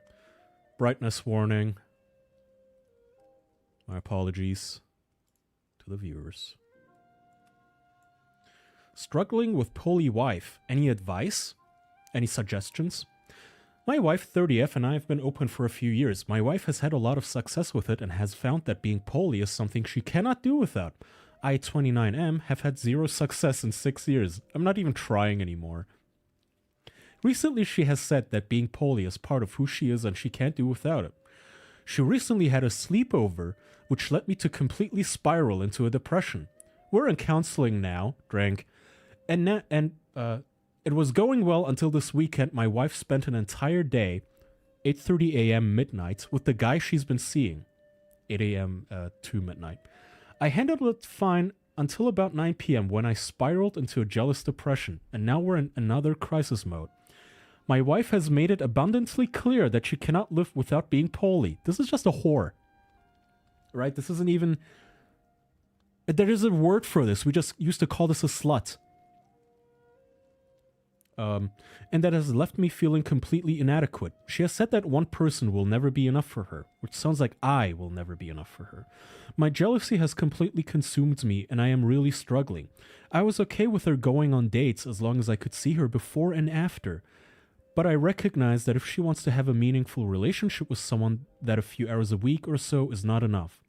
The thought of her cultivating another relationship with another man has me in shambles. Again, imagine having to beg for... Can I see you sometimes? It's your wife, bro. What the fuck? Having to beg to see them. I'm reading The Ethical Slut, Drank. What is it with all of these fucking books? The Ethical Slut.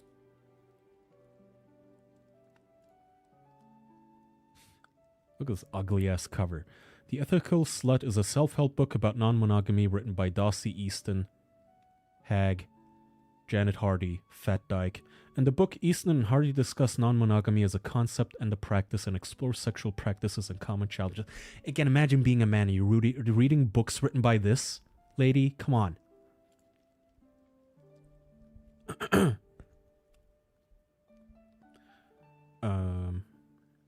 I'm reading The Ethical Slut, and it says to give myself a self-care day when my wife is on a date, which works great in theory until I spiral into jealousy. And I don't feel like it's fair to me to have emergency coping sessions.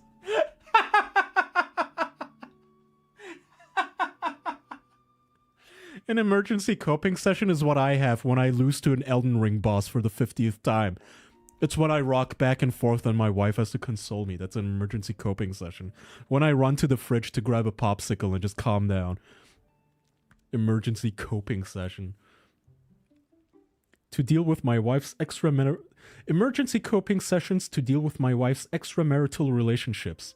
I don't know if I'm monogamous, and to be honest, I feel like I'm monogamish.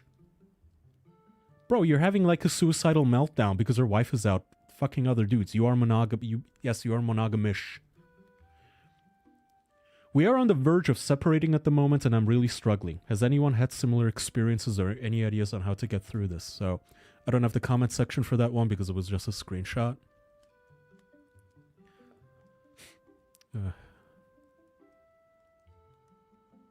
Let me see.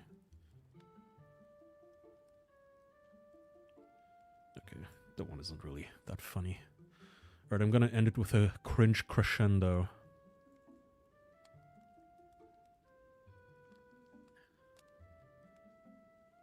Alright, fellas, you have to really... This is gonna be kind of really cringe. I glanced over this and it's just... bad.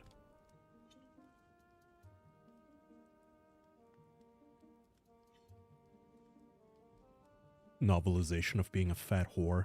Yeah.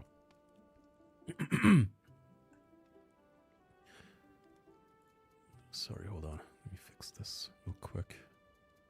Okay. For married straight guys, also known as, so you say you can't get a date. Although I am more of a lurker here than anywhere else, I notice a lot of posts from married men, or even worse, from their wives, that go something like, I'm a great dude and want a girlfriend, but for some reason women just aren't interested. Meanwhile, my wife has a great boyfriend and I'm jealous and lonely. We opened our marriage a couple of months ago. What should I do? Am I ever the right person to come to advice on that? I'm a poly woman in her 30s who chooses solo poly. What the motherfuck is solo poly? That's a contradiction of terms. Because I absolutely love my very demanding job. Until recently, I had 2 relationships. Right now, I'm down to just 1, and dipping a toe in the dating waters again. And it is reminding me of all the mistakes that married men make when dating. So here's my advice for married straight guys looking to date straight women. I cannot offer advice on any other fronts, but this advice boils down to Know thyself, grow thyself, show thyself, wow thyself. Alright, so 4 chapters. Shout out to Kaya for subjecting himself for this. I know. Well, you guys can follow me on various platforms if you're enjoying it. I need to show myself more. I need to do the like and subscribe and hit the bell icon more. I always get self-conscious about it because I feel like I'm internally cringing and making everyone else cringe too when I ask for followers and subs and whatnot. Oh my god, so long. Okay. Know thyself. Why are you dating, dude? If your answer's because my wife wanted polio and so I thought I'd see what's out there, which is a surprisingly common answer, believe it or not, I'm out of there faster than a kid chasing an ice cream truck. If you can't give me a good answer to the theoretical, why are you dating, or to the concrete, so how often are we going to get to see each other, you haven't done enough thinking to really know yourself and what you can bring into a relationship with me. In monogamy, that's much easier than it is in polyamory. Most mono people are looking for the same thing: marriage, happily ever after, maybe a dog or a baby or something. What unimaginable torments happily married with a baby and pets. Ugh. Us monos, we are cringe, aren't we? Poly people can be looking for a wide variety of things, from a second nesting partner that's on par with a spouse to a friends with benefits arrangement. Know what you want and be upfront about it, and we'll know much sooner whether we're a match. 2. Grow thyself. So what do you like to do for fun, dude? Well, me and my wife. Stop right there. I don't care if your wife has, in the words of Heath Ledger as Patrick Verona, beer-flavored nipples. I'm not on a first date with her. I'm on a first date with you, to get to know if I want to date you. So I want to know what you think, say, feel, do. If there's a hobby that you and your wife like to do together, phrase it as, I like to carve marionettes out of my turds, not me and my wife like to carve marionettes out of our turds. I'll find out naturally later that this is weird fucking hobby is something you do together. But for the first date, leave your wife out of it. Then why are you poly? Again, contradicting themselves. Like, sometimes I don't even know if this is like technically a Freudian slip, but hey, yeah, I'm polyamorous. I'm into like multiple of us fucking multiple other, like matrix multiplication of just like 5 people dating 5 people. But don't you fucking dare mention the other people to me. I'm on a date with you. Why are you talking about your other partners to me? I'm on a date with you. It's just you and me right now. It's supposed to... I'm getting jealous, actually. I'm getting a little angry. I don't like this. Why do I have to hear about your wife? I thought this was about me and you only. If you can't do anything but talk about how awesome your wife is, it's time to grow thyself. Pick up a hobby. Read a book. Drink. Learn an instrument. Whatever it is, become something other than your wife's husband. Alright, reading the chat time and give my voice a break. This person sounds like fun. I know, right? Do you like the cutesy Reddit vernacular? The little over-the-top, safe, edgy, I'm carving marionettes out of my turds. Pretty sure solo poly is when you fuck as many dudes you can and don't really have a partner. So that's called a whore. I'm glad my girlfriend and I are on the same page where if either of us suggests anything like this, that the relationship is over. Based, good, correct.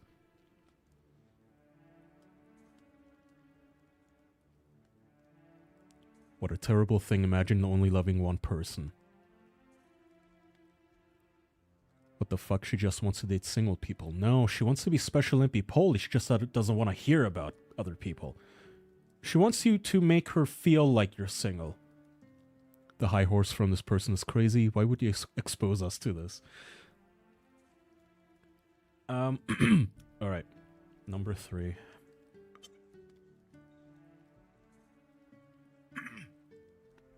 Show thyself. This goes both for dating profiles and for our dating life. But we'll start with the first. 90% of dating profiles out there are terrible. Shirtless bathroom selfies and photo-less profiles abound. As to profiles that say something incredibly generic like, I like coffee and hiking my dog. After you grow thyself into a full, interesting human separate from your spouse, it should be easy to show thyself on a dating profile by using photos that show off that awesome new turd marionette you carved. Or reading that amazing book, that you wanted to talk about on our date. The second part of this is honesty. Show me the authentic truth that you have inside of you. Yeah, it's scary. Dating is scary. Vulnerability is scary. But it's all part of dating. You remember dating, right? Well, that's what you're doing now. Only this time you already have someone else in your life. You still have to do the hard parts of dating. The values conversation, the sex conversation, the walking away when it's clear we won't be compatible. Which leads me to... Whoa, thyself. Okay, buddy, I know you're excited to be on a date with a real-life poly woman, but that does not mean we are compatible. I know the dating pool is tiny when you're poly, and so it can be really fucking exciting when you have a good date. Believe me, I know. I like how she's like, yeah, you're on a date with me, a real-life poly woman. I know that can be really fucking exciting. It's... calm down. Shh. It's okay. I know your heart is beating and racing out of your chest, but I'm just a 250-pound solo woman, a poly woman, you know? Just chill. It's okay, I know. I also get excited in my presence. Yes. I'm guilty of not wowing myself too, but it's important because if in 2 or 3 months it turns out something about our lives doesn't really fit together, or we just need some more time to decide if we see each other in it for the long haul. Fuck me. What is this run-on ass sentence? It needs to be easy on both of us to slow our rolls and decide if this can stand the test of time. I am living proof that there are single solo poly women interested in dating married men.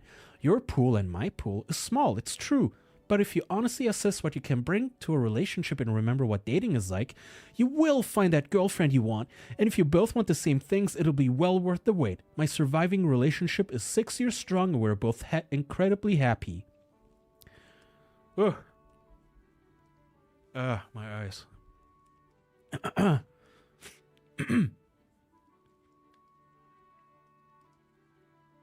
Yeah, quote-unquote happy. Is this the 4 Commandments of the Poly Bible or something? It has a lot of updates.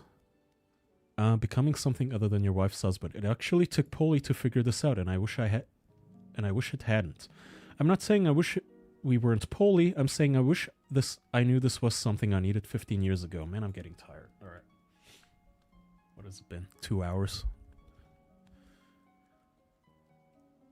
Not the target audience, but upvoted for turd marionettes anyway. And also all the good advice, but mostly turd marionettes. Redditors are so easily impressed. Pulls turd marionette out of closet. Your time has come, Shitsy. Has it, Papa? Will I see the sun again? Soon.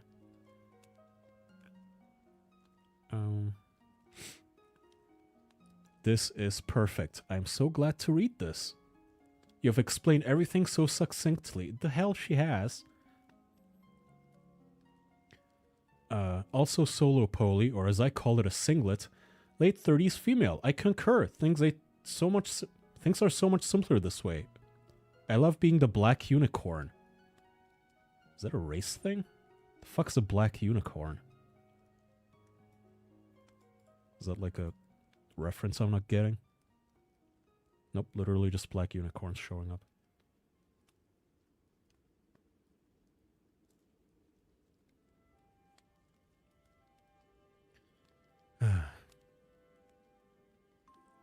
Redditors are the worst people. This is bottom of the barrel slob. Redditors are subhuman. Thank you, Kai, for sharing. Well, thank you guys for watching. I think I'll call it a day for now. Turd marionettes. Got it. Scribbles in my notebook. Oh my goodness. Alright. Thanks for watching, guys. And subscribe if you haven't. Follow on Twitch, Kick, YouTube.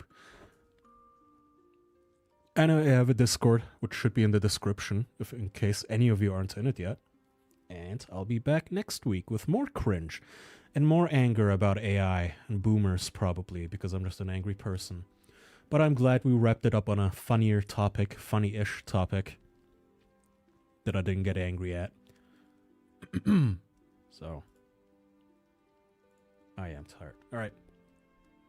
Thanks, guys. Have a nice rest of your Thursday. Oh yeah, and I hope you have a nice, wonderful Christmas. I'll see you guys after Christmas? Yes, I will. I'll see you guys the day after Christmas, I think. So, see you then. Bye-bye.